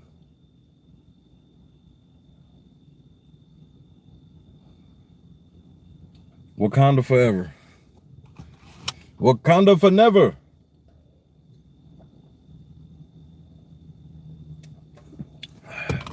Wakanda for never. What did I do to deserve this, Ansel? Why would they give me 3 niggas like this? I'm so nervous for Xavier. I find some cool things, then I find some but nothing like concrete. This shit is just so in your fucking face. You know what I mean? That's what makes this shit depressing, is like there is no lure. Like, we literally still waiting to see what people are gonna be like. We know what the white boy gonna be like. I have no, you know, I know like 2 of the black dudes, I know exactly what they're gonna be like, and it's not good. And that sucks. Because it's gonna get me in trouble. Because when they do something that, because you still ain't, you can't even count this curtains up yet. Yeah, numbers are up a little bit. Excuse me. Yeah, numbers are up a little bit. But this ain't curtains up. This is like preseason right now. Well, it literally is. And so when curtains go up and I say some shit about these motherfuckers, understand.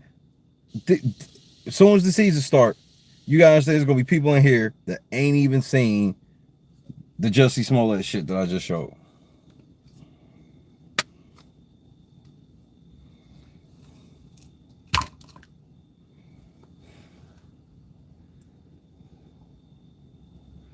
I'm sitting here, Angela, I'm like, this nigga just said the police approached him in a fucking helicopter in a room full of white people, bro. And I'm like, and all I can think about is, I'm like, understand the black people that literally yell at me saying that I gotta watch what I say because white people be watching my shit, all will vouch for him. And they'll lie. They will lie and be like, well, the police do be pulling up on people in helicopters and shit like that. That shit do happen.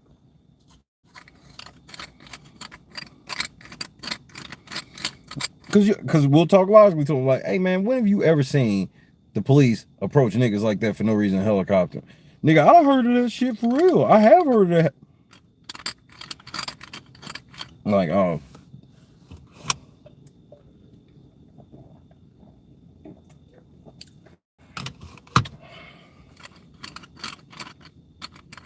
Oh, how I long for the days of drunk Dino, bro. Those were more simple times. Sweet Dick Lochte, Ricky. Not even on cops. Bro. It's like that on Grand Theft. Understand, for my ladies that, and I'm not being sexist. Obviously, some ladies play Grand Theft Auto, but I would imagine the bulk of the ladies that fuck my channel don't play Grand Theft Auto. Grand Theft Auto is one of the most accurate simulations to real life you can ever see. And I'm talking about just from the free world standpoint, where it's like, if you're not doing the missions, you're just going through the world. The shit's big as shit, like a real fucking city, and you gotta learn it like a real city, for real. It's like driving through a real city, and you see just random people interactions and all that shit, but the one interaction is the cops. Yeah, so cops can fuck with you on some crazy shit, whatever. But if you get to the point where the helicopters are out, understand you've done something. Because helicopters don't just patrol. And somebody I think said Iraq or something, where I was just like, that's exactly what I was like earlier. I was like, this motherfucker make it sound like we live in fucking Baghdad. Like, bro, I can't even go outside because the military's patrolling the fucking streets at night and shit. Like, bro, why are you saying that's the reason why I have a problem with it is because it's counter for whatever good he thinks he's doing. It's literally doing the opposite to the cause, because people that are on the fence about the cause are like, well, I don't even want to fucking help because obviously the cause ain't that bad, because look at the shit that they saying and they're lying about that. Why don't, if it's so bad, why don't you, the number one thing people want to know is, if it's so bad, why don't you just tell the truth? Why are you lying about it if it's so bad? Just tell the truth about what it is if it's bad, and then that should be enough.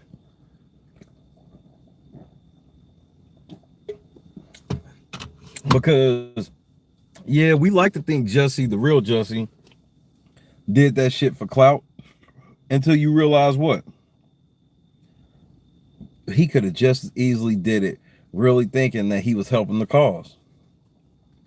Because that's some of the weird logic that people that quote unquote think they're helping the cause do. They will do some shit like that, lie or some shit like that.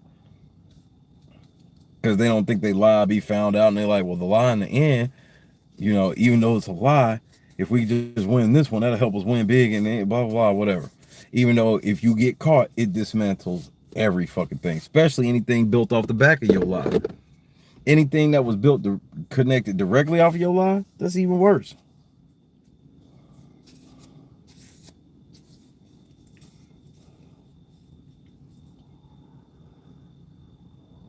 Yep.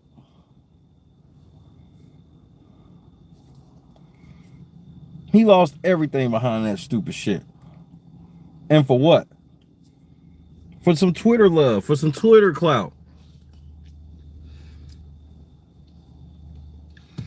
Because that's not even the type of lie where it's like, bro, what kind of money was he getting ready to make from that? He was on one of the #1 TV shows on television at that point. He was on one of the #1 Empire, bro, was a huge fucking show. It was one of the hugest black shows that had been on in some years. It was huge. I watched it. You know, I didn't like a lot of the storyline itself, but I loved the industry storyline part of it because it was a lot of accuracy to it. And, you know, that was an attraction to me besides the, you know, the girly drama part, which would be attracted to girls. I felt it was a good balance. They would make some decent songs and shit.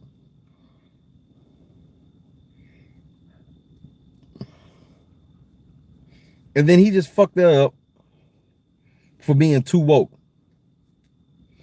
Because he's telling a story just like this nigga's telling a story to people.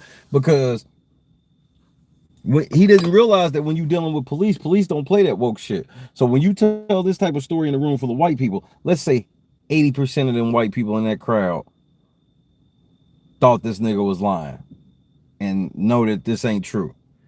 Bro, they literally like, it ain't even worth the smoke to even fucking tell this motherfucker.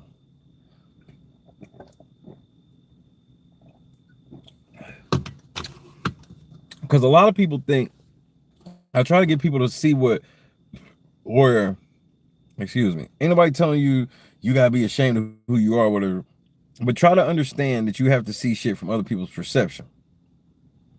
And it's easy to be like, you just gonna stay on some shit even when you know you lying, when you know, like, when there's some shit you feel like, or you know that somebody can't prove because it's basically in your head. They're like, well, I'll just sit on this since I know they can't prove it. And they think that people look at that as, you know, tough, strong-willed. Well, some people look at that as retarded. And I'm just being honest. Yeah, some people may look at it as like, oh, you strong-willed, you don't never back down, blah, blah, blah.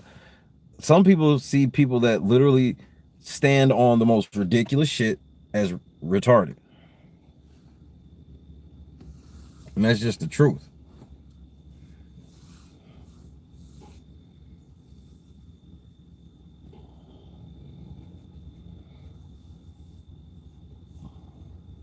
So, like, even like with Derek, I'm like, Derek sit here,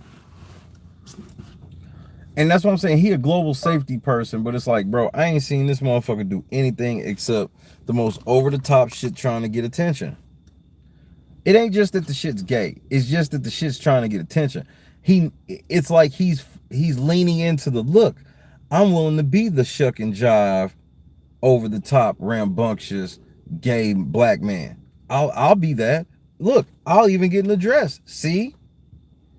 High heels, everything.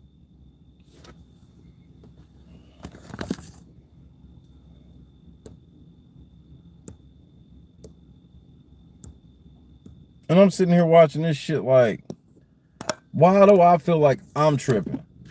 Why do I feel like I'm tripping where it's like, bro, clearly I'm not tripping because look at this shit. The first video I saw, when I saw him, I was like, he's talking very effeminate. Okay. I was like, is he gay? Then it was like, oh, he's gay. Where it's like,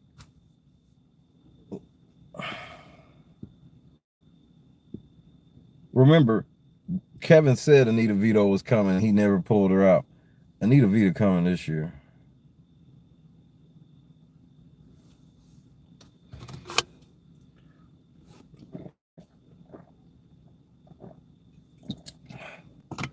That part. Because I'll put it to you like this. Let's say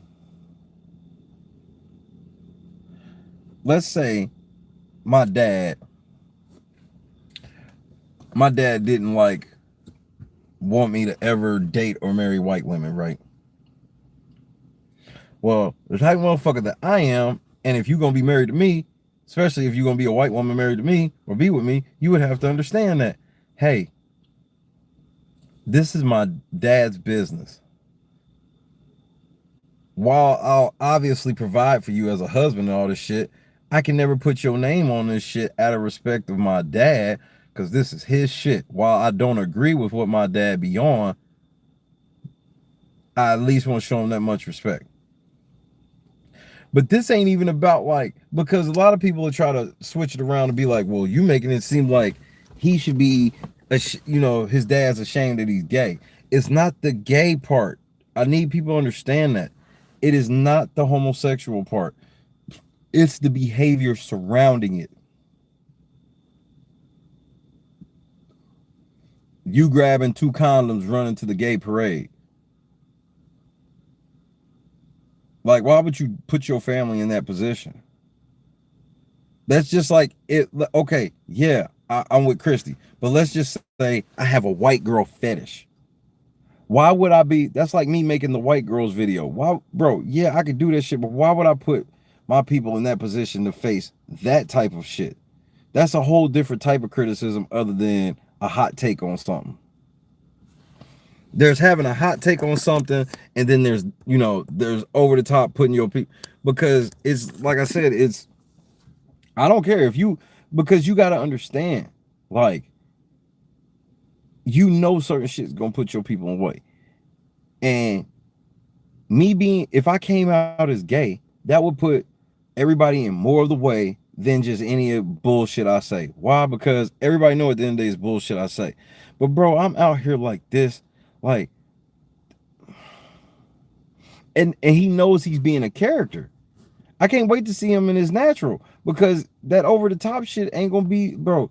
That's what makes it worse, is when we see him, he's still gonna have that voice or whatever, but he ain't gonna be as turnt with the shit all the time.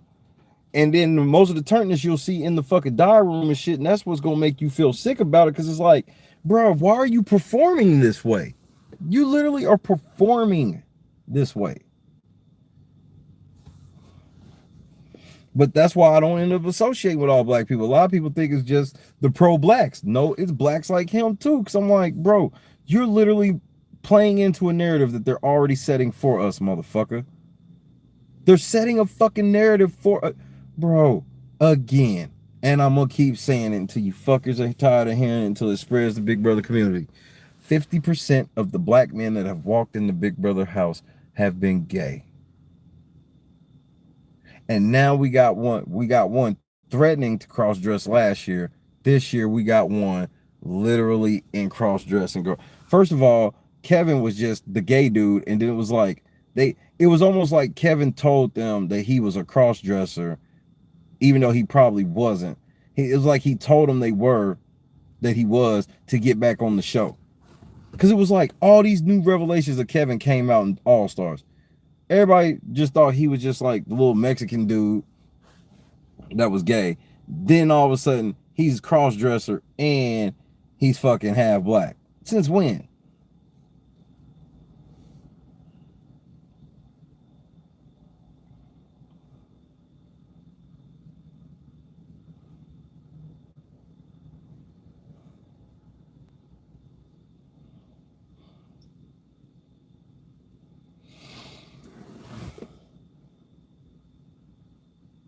All these black people in the house, and when they were asked about duos and players, nobody mentioned anybody black.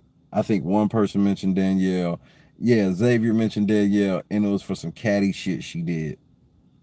It wasn't for the fact that she's the best black Big Brother player that's a woman ever, or the best black Big Brother player ever altogether. None of that shit. It's because she did some catty shit in her fucking in her diary rooms. And that shit literally was the shit that cost her the money. I cannot fucking just, my head has just been spinning over these fucking, like, these 3 black dudes, and I just cannot, I'm so upset by these 3 black dudes they have. And I'm holding on to the hope for Xavier. I really am. I have not given up on Xavier yet. But it's not looking, I'm not going to sit here and lie, it's not looking pretty either. You can't have a picture. Bro, you a lawyer, but you a model too? Why you got to be modeling if you a lawyer making money?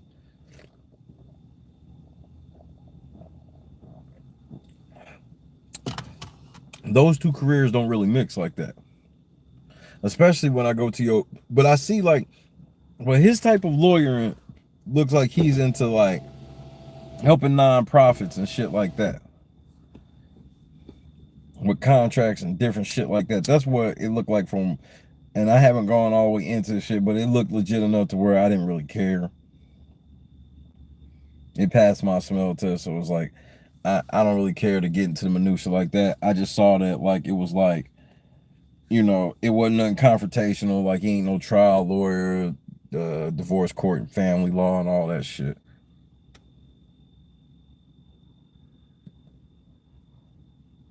But then you got him in some Calvin Klein's, no shirt, and a poodle, and I'm like, yeah, I can get why the girls just see it as that, but I'm like, bro, understand, remember, Marcus, I literally, bro, Angela, Marcus, I, bro, I know y'all really think I like pat myself on the back, but some of the times it's literally about,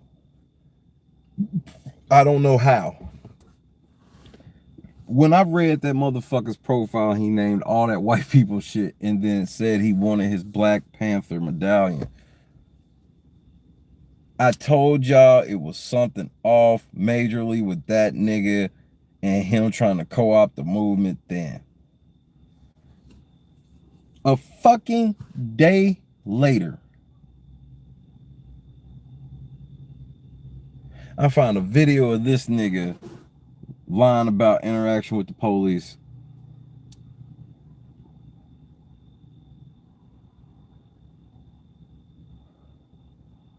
I told you, bro, because a real nigga wasn't trying to go in there and wear Black Panther. Or if they were going in there to wear Black Panther and they told them no, like especially if it was a medallion, every nigga would have said an African medallion or one of them fists. Everybody. He couldn't have Black Panther. He didn't know what to do anymore. Literally.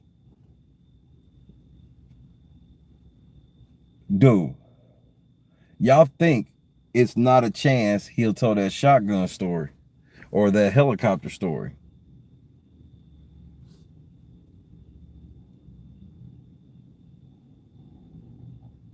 Do you understand the devastation that will happen? He tell that helicopter story, bro. I think y'all underselling this, bro. I know y'all want to think that I'm overselling it. Understand, I know that you're underselling it.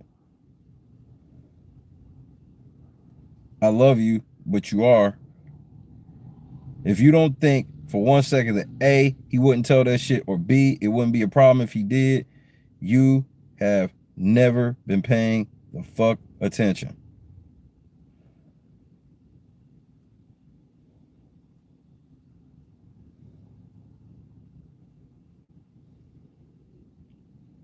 I'm sorry. You haven't been. Because he just told in a room full of white people on fucking camera some shit he know ain't never fucking happened. But why'd he do it? Because he never thought anybody would know about it. Even to the point where this nigga is on a TV show and he still didn't think to fucking pull that shit down. He know that shit ain't true. He know that shit look bad. But what is he gonna say? It's spoken word. But like I said, even if it's spoken word, why the fuck would you desecrate black people like that, make it seem like, so what are you doing, making fun of black people? You're telling these outrageous, in your poem, you're telling an outrageous story about black people being oppressed in a way that black people are never oppressed. Are you saying that's how niggas are? They complain about shit that never happened?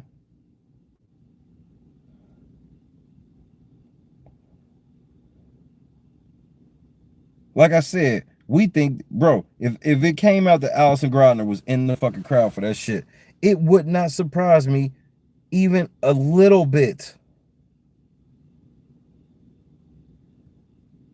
I'd just probably laugh. I knew it.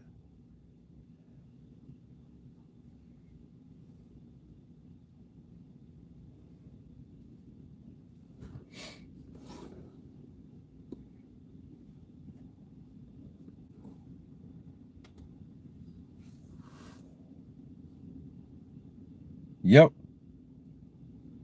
And so he already signaling the black people, oh, I'm a product of a strong woman. What race of woman is he talking about when he wears that shirt? Let's be honest. Let's keep it real. What race of woman is he talking about when he wears that shirt? That's dog whistling from black. That's black people dog whistling. That's why he wore his Black Panther shit. See, Asa, she gonna expose. She gonna see that nigga as that fake nigga, and she just ain't gonna fuck with him. She's the one bitch that she's not. She real woke. She's what I consider real woke just from shit I read. She real woke. It doesn't mean she totally exercises it, but she know what it is. Cause I'm real woke and I can get in there and be unreal. I'll flop like LeBron in a second if it been getting further.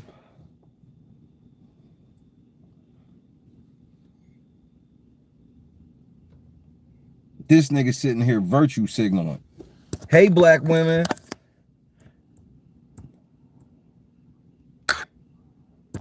Listen to this video. This is a video he uploaded on his channel. I gotta play this shit again. Because I was like, bro, you be fucking simping like this? Hey, Queen. Girl, you have done it again.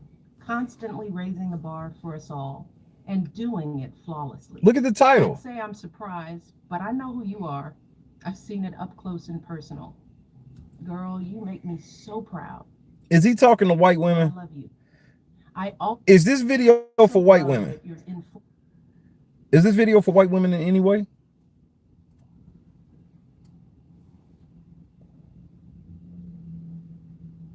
This video ain't for white women in the least. By the black leaders, thinkers, and poets who paved the way for folks like us. And I'm not saying that it's supposed to be or it has to be and he shouldn't have this for black women or whatever. I'm just telling you that niggas like this are not niggas you should be getting behind because they don't have leader in them. Because he doesn't believe in men leading. He believes in women leading because he's a product of a strong female that made him a soft male. And a call to action.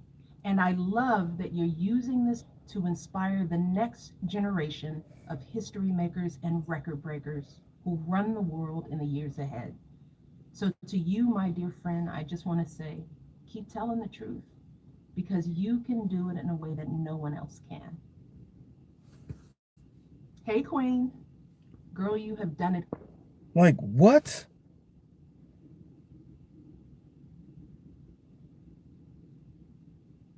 What?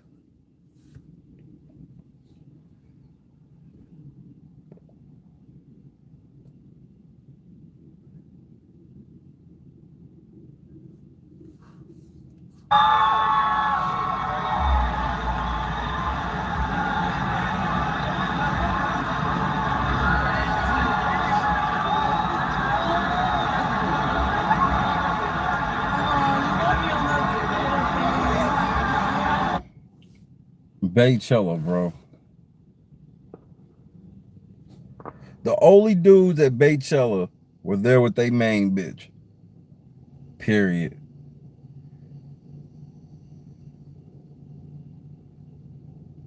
This is another video he got on his channel.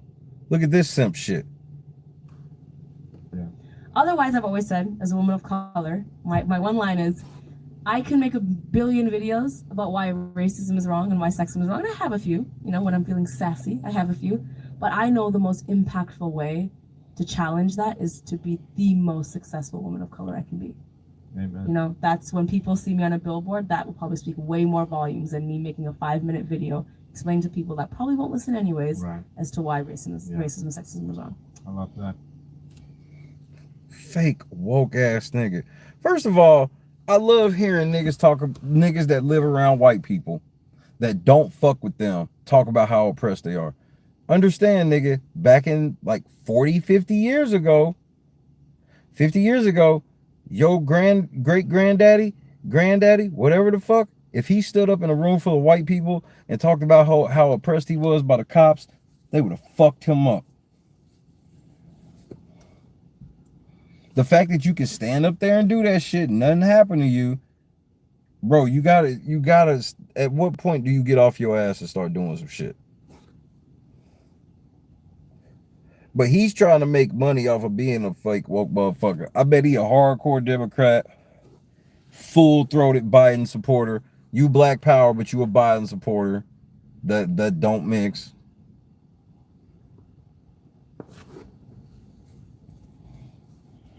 That don't mix.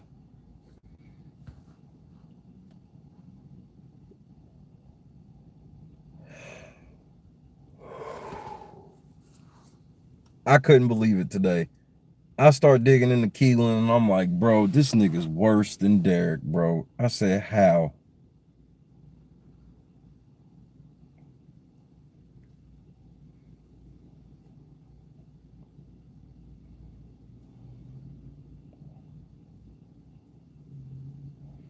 Let's listen in on his commentary on the election.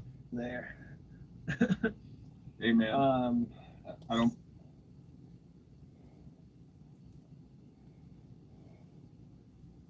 To give some background framing, so me and Zeus connected on Instagram or on Twitter. He actually did an interview with Business Week and was featured and like retweeted by Donald Trump and like all these things. Just having a conversation. It was about different voters that are deciding this election. He's out in Ohio. You said originally from California, right? Born in Michigan, actually. But my dad is from Whittier, El Monte, Montebello, all East LA. Man, get to the shits. Voting and from the conversation that you had, I would just love to chat with you about it. Sure. Well, actually, that article from Business Week, it was kind of interesting how it came about. What's her name? Jamel Hill, ESPN analyst. Yep. She had tweeted something out there, and she put some. If you follow her, she puts some pretty controversial things out there sometimes. Some people might even call them racist, but you know, who knows. But she put something out there that said if you support Donald Trump, you're a racist and you have no wiggle room. Absolutely. David will run through this cast. David proved that to me last year when it was like, this cast, he could mesh with the white boys better. The white boys would trust him a little more because he's good at the dingy shit. But David actually be knowing what's going on. David's a really smart dude. And I think another year of maturity, bro, I think he would be a beast in here now. Especially because I see a lot of me in him. And bro, I saw him turn his back on the black bitches. He wouldn't even lie to Davon about his vote. Like, he told her, yeah, he'd give it to her. But bro, we know that was the most obvious, I'm not doing it ever. And you know, I could see him getting in here with these niggas and being like, man, I saw what the two black bitches did. I'm not hooking up with these corny motherfuckers. These motherfuckers are corny to me. And so I had commented underneath there. I said, you know, mixed Hispanic. I've done work in the inner city. I've been to 2 different humanitarian trips to Mexico. And I'm happily going to be voting for Donald. See any other option or something to that effect at the end. I don't know, other option or something like that. And underneath there, Naomi Nix, who's a reporter for Bloomberg, she commented and she basically said she was doing a piece on Hispanic and Black minorities that were supporting Donald Trump. And that, you know, she basically sent me her email and wanted to see if we could, you know, kind of sit down and have a conversation. So we had about an 18-minute phone conversation, and about 10 minutes in, she asked me, she goes, "Are you paid by the Trump campaign?" Which someone said they thought that was kind of an insult, like, you know, but I don't know. I was like, I don't care. I said, no. I was like, I wish. If you know how I can get signed up for that, sign me up, because I'm about that life. If I can get paid by that man. So, but anyway, so then they sent out a crew and they did a whole, you know, the photographs and the videos and the interview that you saw that Trump retweeted, which never in a million years did I think that was going to happen. I mean, I wouldn't care about political beliefs for the president to retweet you. That was pretty cool. It was a huge honor and totally unexpected. But yeah, so it ended up kind of being cool, being able to post what's out there. And since we're on the topic of Donald Trump and why I do support him, I remember the moment that I said, man, that's my guy. Because Donald Trump wouldn't have... I want to see what this nigga said. He's letting this nigga dominate the whole conversation. I fell in love with Trump. And I remember when I fell in love with Trump.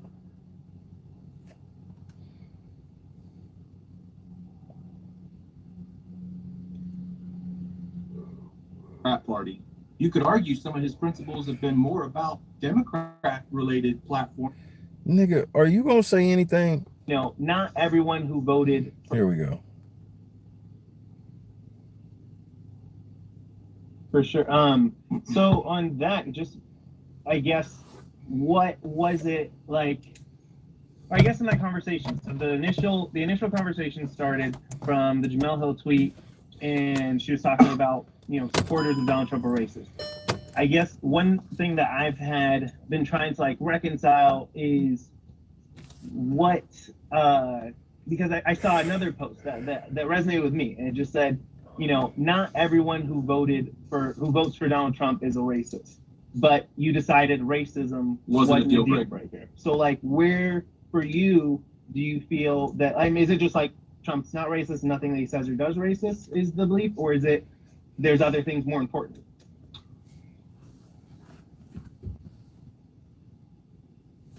Uh-oh. Wait. No, okay. My daughter tried to FaceTime me. Hey Mo, will you tell Savannah that I'm on a podcast or whatever? Just Snapchat her. Sorry, I got a 12-year-old daughter, and No worries. she's trying to have some FaceTime too, I guess. But, so I've seen that exact post, Yeah. and I actually commented on it either. That was actually a good yesterday. question. So I think that racism today is used as a weapon. I think we've weaponized it. You know, personally, I grew up in the ghetto. Wrong answer. I don't even want to hear no more of that. Wrong answer. Here's why it's a wrong answer. Nigga, you didn't even answer the question. The question was very simple. Do you think that Trump ain't racist, or do you just find things more important than his racism?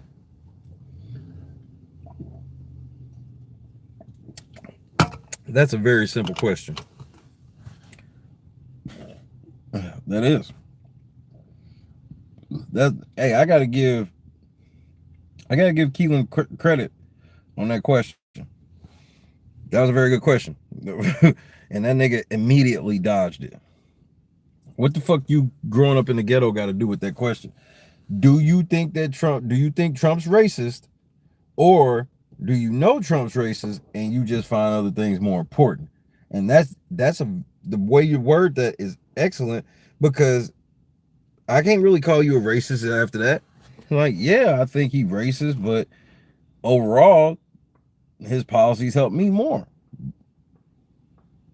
And I can't even really, can you really be mad at somebody white for that? Because they're like, well, the policy is going to help me, but they're going to hurt black people. Like, bro, what black person is openly saying that they're going to vote for, there are some policies that they got to vote for to keep white people from getting hurt if it helps them. You've never heard it. Why they would expect white people to do it, I don't know. And nobody even talks about that framing.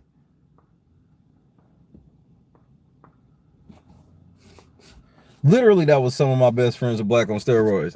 Yeah, this nigga talk about some, yeah, man. I mean, I grew up in the ghetto. What the fuck's it got to do with anything? Do you think Trump's racist? Or do you think he's not racist? What is it? And I have no choice personally but to believe that when you start mousing around like that, nigga, then it's because you know he racist and you do think it's important. Your shit's more important, but you don't want to say that either. We so pussy in America, bro. Where we do savage ass shit, but we'll do the most savage shit in the world. I won't admit it. You sitting here, you trying to be this proud Trump supporter, but you won't even, you know the reason why you being a proud Trump supporter is because he's racist. But then as soon as somebody asks you about, do you think he's racist? You can't even answer the question directly because now you went from proud Trump supporter to now you worried about, you know, what you're going to be perceived as. He faking the funk. He ain't no real Trump supporter.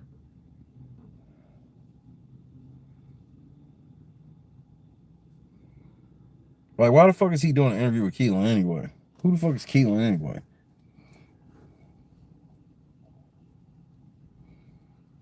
They gon'... Okay, vote time right quick. Is Keelan gay? 1 for yes, 2 for no. Obviously, I don't care, but I'm leaning towards, I think we about to have the first 2 gay black men in the house, personally. It's hard for me to see all them Baychella and all them other videos. And like I said, I don't give a flying fuck. But again, we're going to be over, if he's gay, that's over the 50% mark.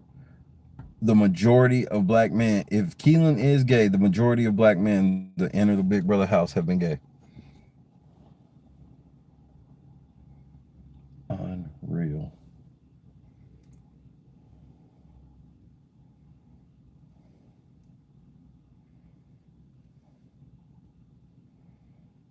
Unreal. Well, I didn't learn from Kobe. Maybe I did and they didn't. I don't fucking know anymore.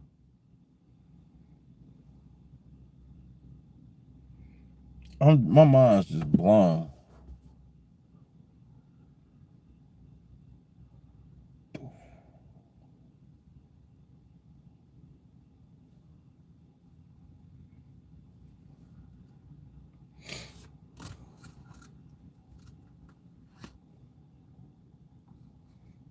He said probably bye.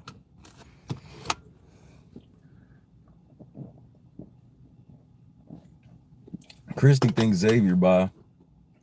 So that's 2.5 women who gator are going off. And then I turn around and I look at shit like the skinny white chick Whitney. First of all, when they said that bitch looked like a white Kerry Washington, bro, I was like, y'all just can't help yourself. Yeah, he definitely gives you trisexual vibes. Free spirit, free love. I've had sex with so many girls, some guys slipped in type of nigga. You couldn't tell who was who in the mud pit type of nigga.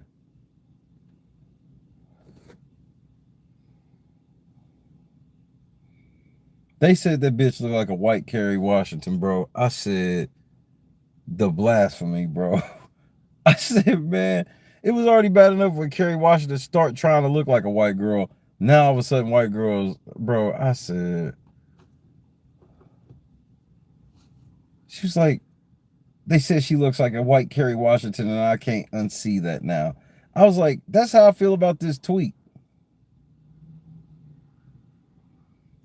I was like, I feel the same way about this tweet. I can't unsee this tweet.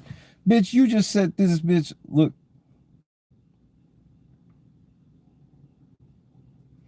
The bald chick, she owns some shit and she runs some different shit.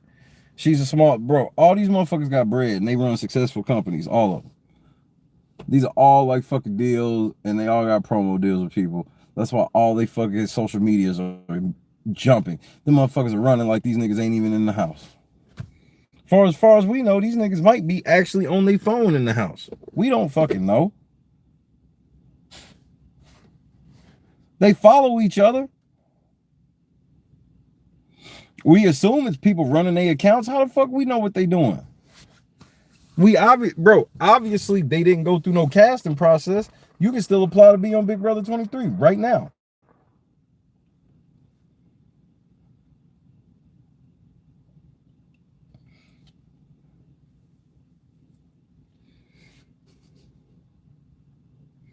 They ain't interviewing these motherfuckers. Look at them motherfuckers. Did you see them little videos they had on Instagram? Them shit look like hostage videos, bro. They gave these motherfuckers 7 seconds to say like, hey, I'm blah, blah, blah. My strong point is this. My weakness is this. And then they do a little motion graphic at the end.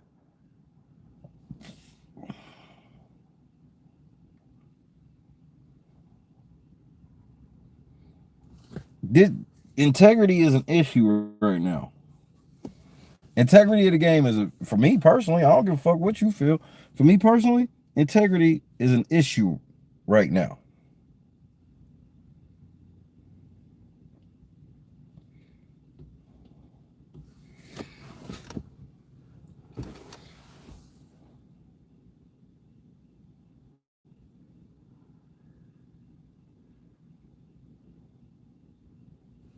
Yes.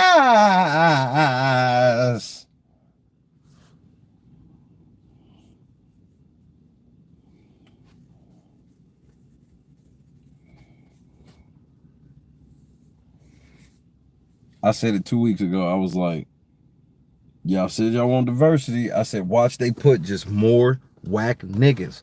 I said, they gonna put more niggas. They just gonna be more whack ones. Y'all assumed that they was gonna put niggas. But you know why? Because niggas sit around thinking Davon is one of the best players ever. These motherfuckers are celebrating this bitch winning America's favorite player as if that meant anything other than they just felt sorry for that bitch. They gave that bitch a tiny veto, bro. This bitch been on the show for 35 seasons. She finally won her first comp, and they gave her a veto that was 1/70th a replica.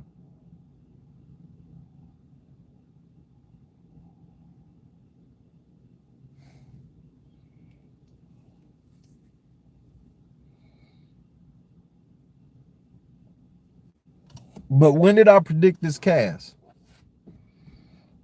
I predicted this cast on a certain day. When?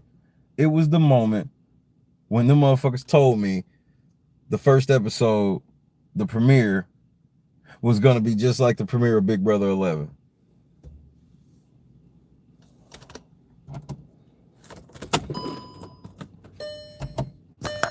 When I predicted that shit would be like, when I heard them rules,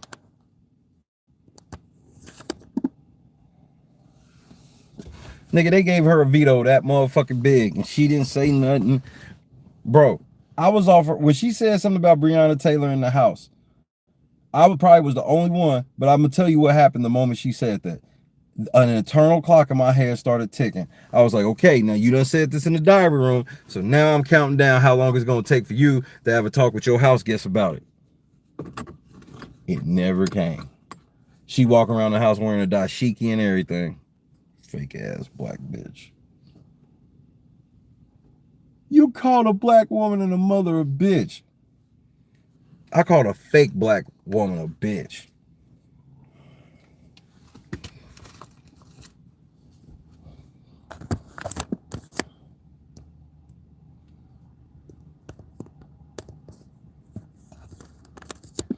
Exactly.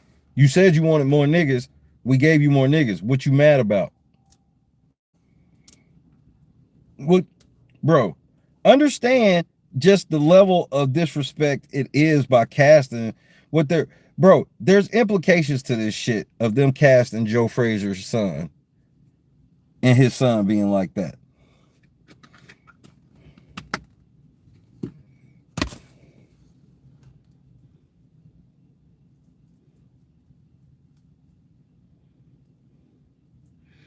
Because I asked John, and I was dead ass serious when I saw this motherfucker in this dress and shit. I was like, so is he trans? Or is he just like cross-dressing? What, like,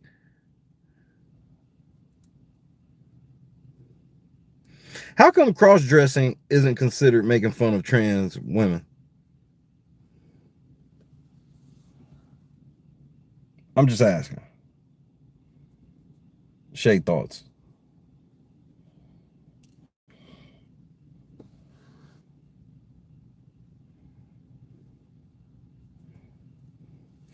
Because like the shit with the, like I was telling John about, like with the shit with the trans women athlete shit. I'm like, at the end of the day, bro, I don't feel no way about it for the most part, because that's women problems. And I was like, because women are the ones that got to figure that shit out, because it's their shit. Because I was like, if some trans women or some women turn into trans men and want to come play all these sports and compete with men, they're going to get their ass walloped. We not going for that. As men, when trans men, and I don't want to put trans in quotations like that, but I'm just saying, if there's some that wants, like if there's some women that's like, I want to fake to become a man so I can beat men in these competitions. Bro, understand, first of all, you not even a woman no more. So now you eligible to get your ass beat. That's just on some real shit. You don't really get that as a trans woman. You don't go, well, now since I'm a man, I'm turning to a trans woman. Now a dude punching this former man in the face, that's like hitting a woman now. But on the flip, you a trans man, Hitting you ain't like hitting a woman no more. It's like hitting a man. And that's where the big ass difference in that shit come in. That's where I'm like, yo, if the women are having problems with trans women winning events, then they need to figure that shit out. I don't want to get involved in that shit, because what's the number one thing the girls like try to tell us? Like, bro, don't be trying to come fix problems for us. Just support us. You got my support, but I'm not helping. That's y'all fight.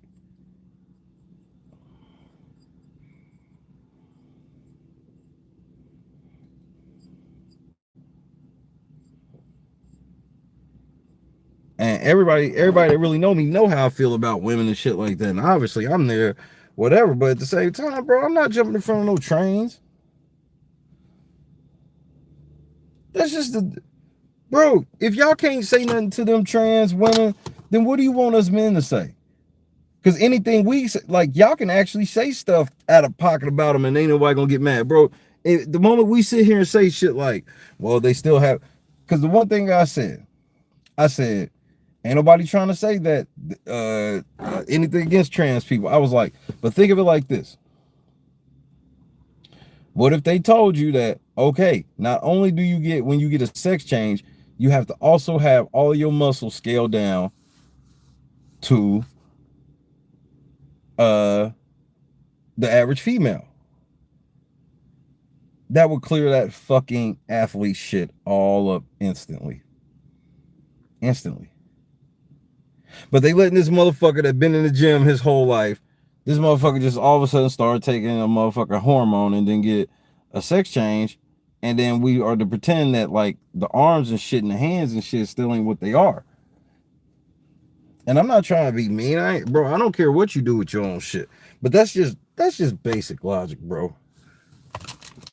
When you get a sex change, your hands do not shrink into women's hands. That's just real. That's not me saying that I don't care what you do. That's just for real. Oh yeah, thank you, Wheels. Then you got to go into bone density. It's all types of shit where it's like, bro, y'all the ones dumb enough to let these motherfuckers just snip their dick off.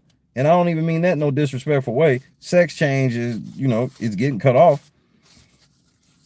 You got a sex change, but everything else is still the same. As far as, structure. Then that's on y'all. But like I said, you gotta have you gotta scale all the way down to, like, it'd be one thing if it was like one of them, like a jockey. You know what I mean? Like if a jockey decided to have a sex change and then want to compete with the women, I can understand that more. Because if you know anything about jockeys, like horse jockeys, bro, them are some of the tiniest niggas on earth.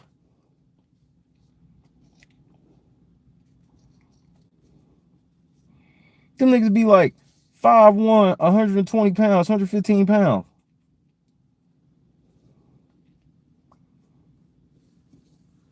But that's not what's doing it. And so, like, when I saw some of the athletes, I couldn't do shit but laugh at it, because I'm just like, well, y'all too scared to say something about it because y'all don't want to look bad. So, bro, one or the other got to happen. Either you gonna shut the fuck up about it, or you gonna just stand up and be like, look, man, come on, man, we gotta be for real.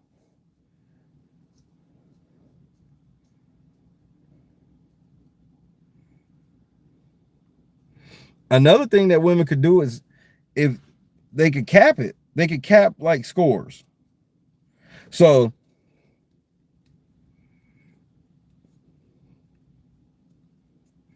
if you know that women generally max out against pro infantship, then you put a maximum on it. And then dudes, when they blow past it, they out. Or not dudes, but transgender women. I'm sorry. You have to excuse me. I don't mean any disrespect. It's just not my wheelhouse for, extended talks about it. So I don't be wanting to come across as insensitive in any way. But at the same time, we can't pretend like when you get a sex change, that changes all of your man structure into woman structure, because it does not. It just doesn't.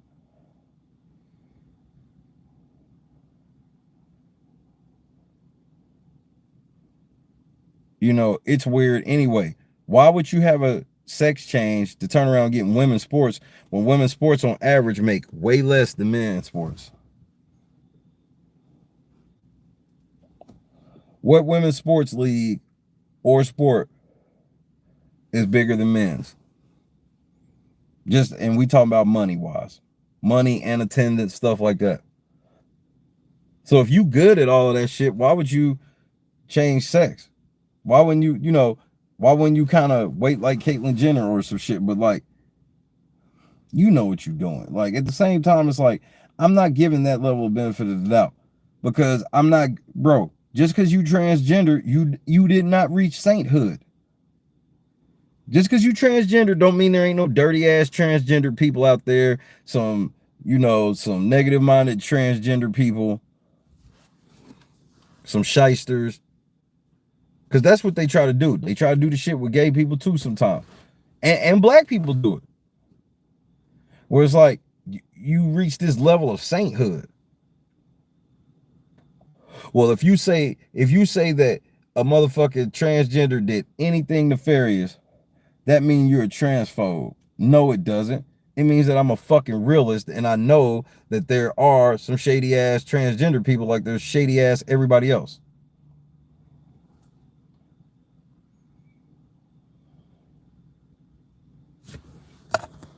Let me see what you say, Will. Wait real quick.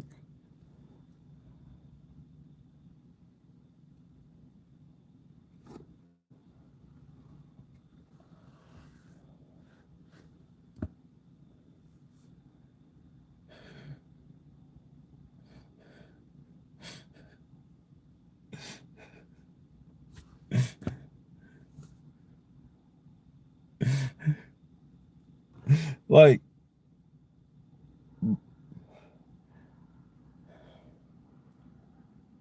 this is the same reason why I don't vote for all black people. I'm not gonna vouch for all trans people and sit here and, bro, when I saw this one transgender chick on the podium, I was just chuckling. I was like, this motherfucker is like, bro, you fresh over to the other side. Like, she wasn't even really carrying herself like a girl. It was almost, and I don't want to say this because I don't know for sure. This is just an observation I made. It almost seemed like you literally did that shit on purpose. Like, you did it for the sole purpose of going over there and just beat the shit out of girls. But girls like to be sensitive with the shit. And I'm like, y'all got to stand up as girls. Men can't do it for you.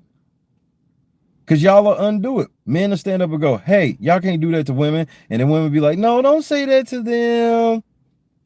And then we'll back off and they stay there. And then y'all be mad, be like, well, y'all should have made them stop even though we said that. No, it doesn't work like that. Y'all, this is y'all shit. Why don't y'all police y'all own shit? Because men, bro, men just aren't going for, as a whole. First of all, men would laugh. If transgender men want smoke, they can get it any day of the week, bro. Let some transgender women want to come, or transgender men want to start boxing. Transgender men want to start doing MMA, playing basketball, playing football. They gonna get their ass kicked.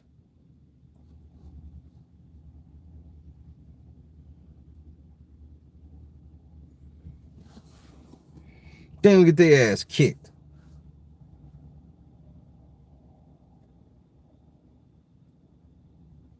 Because if a girl was good enough to change over, she would. You know why? Because like we just said, why would you go to the woman's side? If you were good enough to be on the men's side as a woman, why wouldn't you go to the men's side?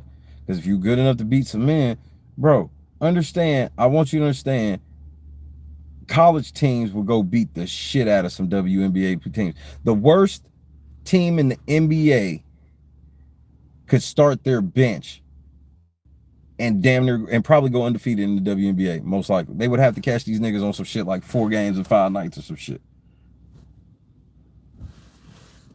These niggas would run through here's one reason why. And I know you sit here and go, well, you're trying to say, no, the girls are skilled and they would fuck up the average dudes, but we're not talking about average dudes. We talking about their counterparts, pro men. Just the fact that the men can play above the rim, it's game over. You play any team with like a 7-foot center and everybody else got hops, the whole team, like, understand, every starting five in the NBA can dunk. Front to back. I don't care how tall the nigga is, the whole starting five in the NBA, everybody can dunk that basketball. And then they're playing against a team that can't do that. So every rebound that come off the rim, they getting it. They get every rebound offensively, offensive dunk, putback. Who's stopping these niggas from dunk, putbacks, all that above the rim play that you used to seeing in the NBA, which what makes it exciting? Bro, they would annihilate those bitches, bro. The worst team in the NBA would annihilate those bitches. Niggas coming off the bench, rookies and shit, just literally just flying past bitches, taking one dribble and dunking all over them hoes. And ain't what bitches contesting the nigga at the rim? Brittany Griner 6'9", and she's not gonna be able to contest none of them niggas at the rim, bro.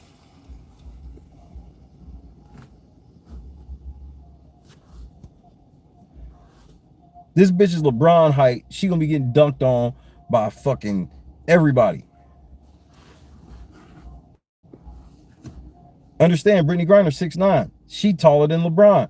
So you know what that means? If she was good enough, they'd have been marketed her motherfucking ass to the NBA. Because they're already trying to sneak in women coaches, because they're not trying to sneak in women players. They trying to sneak in women coaches.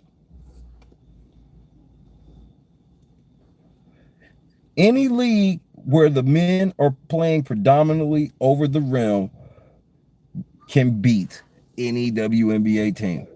Just by sheer, like, even if the girls are really good, it's hard to make up for the fact that when a ball comes off, like, especially like, okay, so let's say the men got the ball. When they shoot the ball and it comes off the rim, that is an opportunity for a fucking dunk every fucking time. They're not strong enough to keep the niggas from coming through the paint. So once the nigga gets in the paint and takes off, once he decides to jump, there's no, bro, the girls that actually can dunk, they barely get the ball over the rim. Remember, you see LeBron beating people's shit off the top of that square. Think about that for a second. When you see Brittany Griner and them dunk, they reaching up as hard as they can. They barely get the ball over the rim to dunk. You see LeBron and you see other NBA players do shit like jump up in the air with nowhere to go, throw the ball off the glass, come down, jump up off the ground again, catch it off the glass and dunk it. And these bitches are barely dunking at all.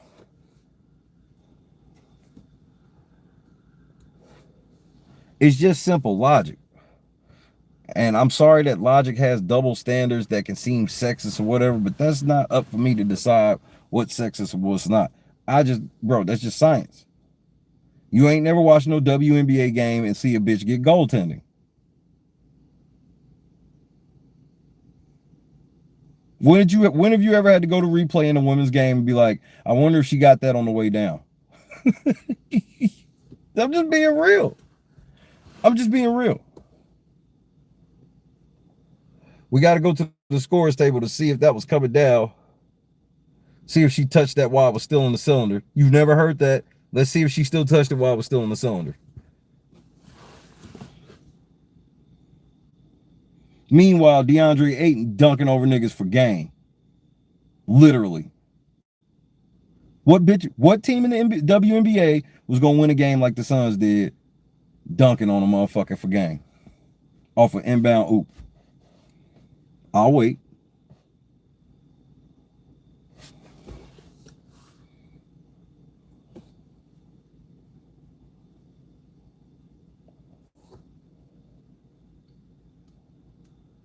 And it can make sense for women to beat men in racing because, bro, they can get their cars more aerodynamic because they weigh less overall. And those type of things can matter.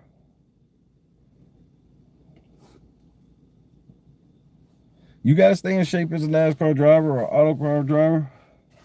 But even that is like manipulated with machine. Any type of contact sport, transgendered men don't want smoke because they're going to get fucked up.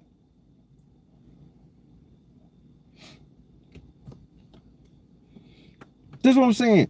Brittany Griner, she is like, bro, would it surprise you if Brittany Griner decided to get a sex change? We already know she's like super gay, right? Cool. Why don't she get a sex change, Do you understand how much money Brittany Griner would make if she got a sex change and switched over to the NBA? Bro, she would get so paid off that woke shit, bro. Oh my God, they would get so paid off of that shit. And she would get her monkey ass destroyed.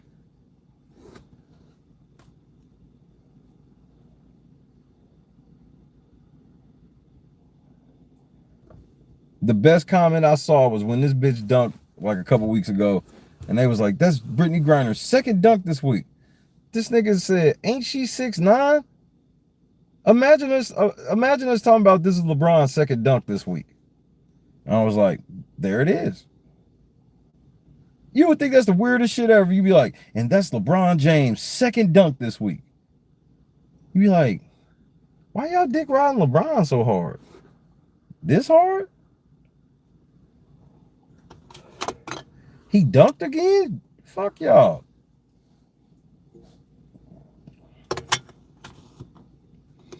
But then, for some reason, the WNBA chicks are literally like, we should be getting the same contracts that Stephen Curry and them get because it's not fair that the men get it and we don't. And I'm like, y'all don't even play the same type of basketball.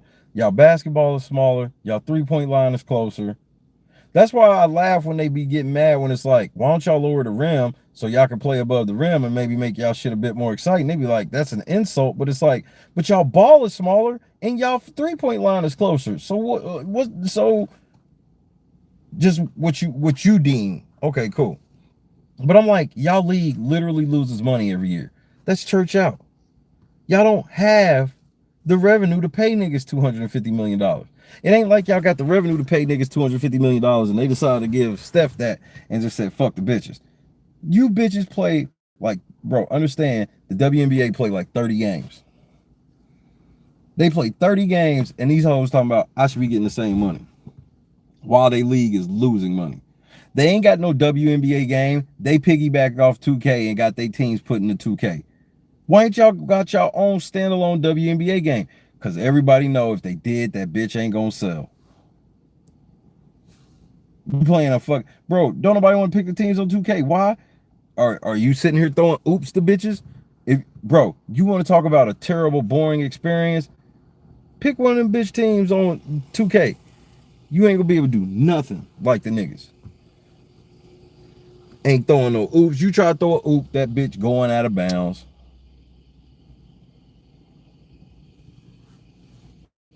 The NBA totally subsidizes the WNBA. And they whining about that, Mike. They be getting like $110K for max salary. And I'm like, why are you whining about it when you getting $110,000 to play basketball for 3 fucking months? 3. Literally, you can play basketball as a woman. You can literally play basketball. The moment season ends, you could get pregnant, have a baby, and be back by next season. And be fine because you're sitting on 110,000. My thing is like, but you counting other niggas' pockets. You sitting there like, but damn, Steph Curry. I'm like, yeah, I see people wearing Steph Curry jerseys. I don't see people wearing your jerseys. People barely coming to y'all fucking games. Tickets for fucking WNBA games are so, bro, if you want a cheap, good event, because I'll admit it's a cheap, good event, go to a WNBA game if you got a WNBA team in your city. Tickets be dirt cheap to sit on the floor. You be sitting courtside at motherfucking WNBA games for like $20, bro. To watch the pro bitches. And it's because motherfuckers don't even, they still don't sell out. They never sell out. Ever. Think about how many games Steph Curry and them sell out and shit. LeBron go to cities and sell out for teams that they ain't sold out since the last time he came. That's what killed me with the shit. It was like, because even then they started hating on niggas on the bench. They was like, well, even niggas on the bench, the motherfucker on the bench, he makes more money than the top players on the team in this league. And I'm like, yeah, because that nigga at the end of the bench will come and lead y'all league in every fucking stat. Okay, you want to play end of the bench niggas? You want to put them out there? Okay, let's put Bobo in the WNBA and let's see if this nigga don't average 45 points, 22 rebounds. Because it's a shorter game too. Their game is also shorter. They don't even play 48 minutes. But they don't want to lower the rims. They got a shorter game, shorter line, smaller ball. Put Bol over there. You talking shit about NBA reserves? Put Bol over there. Put Danilo Gallinari. You see what he doing? Put Danilo Gallinari over there. Bro, I can name bench players for days y'all won't no smoke with. 40-year-old Lou Williams will get in the fucking WNBA and obliterate them hoes. Obliterate. Kaboom. Anthony Simons. I'm talking about you can put Yogi Ferrell in over there in the WNBA and he's averaging 30 to 40 points and ain't nothing them bitches can do about it. Nothing.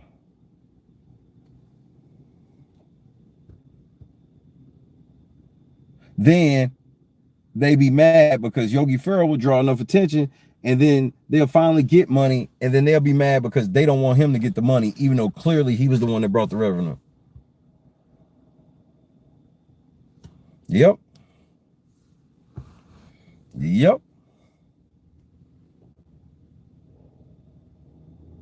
I'm like, these hoes are broke. I mean, these hoes are so barely in business. And it's like the NBA feels obligated to keep them in business because they know the moment the WNBA go under, it's going to be, bro, everybody's going to swear to God that they the biggest WNBA fans ever when it's like, literally, if y'all niggas would go to the games and shit.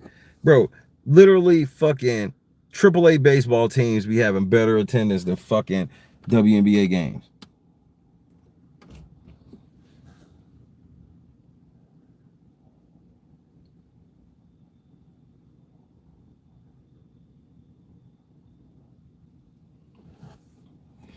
It's a few of them. And that's the thing is like they got some good players, but there's not like there's good players and then there's not. There's not like that LeBron tier. So you know, like a lot of niggas, there's a lot of good mid-tier niggas in the NBA. Like people are starting to learn about my nigga Chris Middleton and people finally starting to give Trae Young his respect. And you know, a lot of mid-tier players starting to get on. Devin Booker, people are realizing him and seeing what DeAndre Ayton can do. But then you have that other tier, the Steph Currys, the Kevin Durant's, the Kyrie Irvings, the James Hardens, the LeBron James. They don't have that tier because them motherfuckers can't, bro. That playing over the rim shit is so key. Because that's the advantage a lot of the motherfuckers got over the motherfuckers that can actually play. Now you, bro, you know why Stephen Curry can shoot over anybody? Because he knows when he sees your hand down, he knows by the time he shoots it, he knows that your hands aren't fast enough. Bro, literally that's going to be every player in the NBA catching the ball on the perimeter.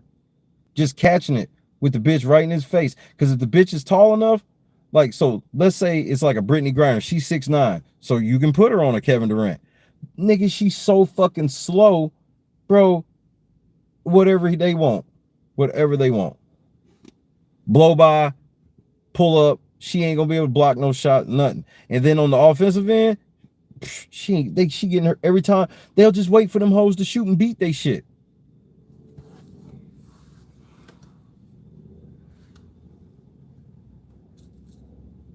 That's why I'm like, if women want true equality, then we gotta stop, and women gotta stop as a whole holding on to just the most ridiculous shit just because of you don't want to quote unquote look bad. Y'all need to come out and admit, like, bro, you hoes don't want nothing with bro. Them WNBA hoes don't want nothing with them NBA players. They don't want nothing with half the college teams, bro. And I know you hear that, oh, that's fucked up. Because like when they say that shit about college teams playing NBA teams, like the best college team in the country can beat the worst NBA team. Nigga, try it. They're gonna get their asses aired out by 50. Promise you. I promise you. I promise you. You learn how good NBA players are when you see them play non-NBA players. I've always told people this. You can get on YouTube and you can go watch motherfuckers play non-NBA players or watch them play in games that don't really matter, where it's not, the competition's not hard every play. It makes you understand how hard the NBA is every play, because then you'll watch these niggas and they never even miss a shot. The ball don't ever even hit the rim. I saw Wesley Matthews give somebody 60 points in the second half, bro. You see Wesley Matthews barely be getting to 10 points in the NBA, bro. And that's what got somebody fucked up. They was talking shit, acting like this nigga suck because he don't really be scoring like that. And then that motherfucker got in the game in the second half and dropped 60 in 2 quarters. He scored every time he got the fucking ball. And then, so that's why, and the only reason why I'm going at the girls like that is because I'm like, they the ones asking for the smoke. Bang, what the fuck you doing up so late? I'm about to get off here in a minute. I can get my video game lineup set before 3 a.m. But it's like, they the one asking for smoke when they sitting here saying, pay us what the men are getting paid. And I'm just like, my very first question is, where the fuck is the money coming from? I think they do. I think, yeah, college girls play, everybody play on the standard rim.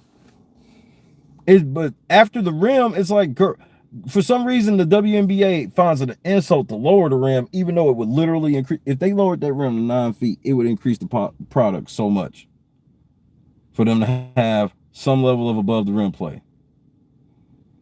You'll barely notice. But after that, for some reason, they don't want to do that. But then they okay with the games being shorter. They okay with the games being shorter, the 3-point line being closer, the ball being smaller. They okay with all of that shit. Why is the ball smaller? And then they won't even admit that.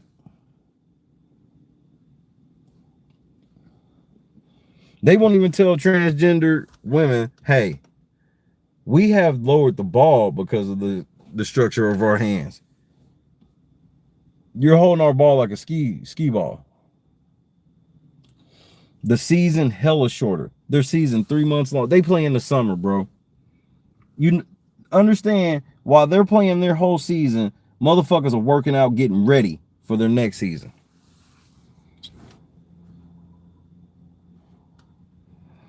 I am gonna DJ on 4th of July. Just for the record, before I forget. In my nose. But we're gonna really try to dig into these girls tomorrow. Bro, the sad part about this preseason shit, the only people who really like the most public shit is them corny ass white boys and these corny ass black boys. Everybody else kind of got their shit locked down, except like a bunch of commercial shit. Like you go to the Alyssa shit and you know it's about going to her swimsuit. Nah, bro,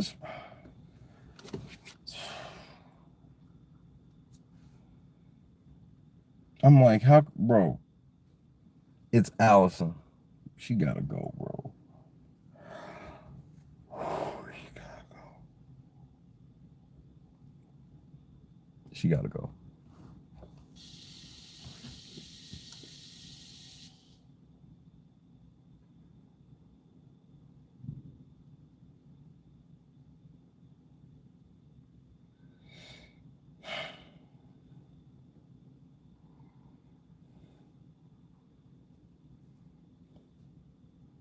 I gave it a chance. Once Cass left, I gave it a chance. And it's literally the same shit, but worse.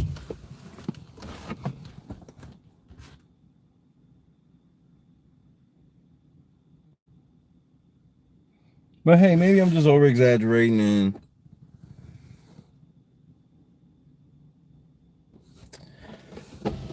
yeah, I'm not. Well, I'm the fuck up out of here.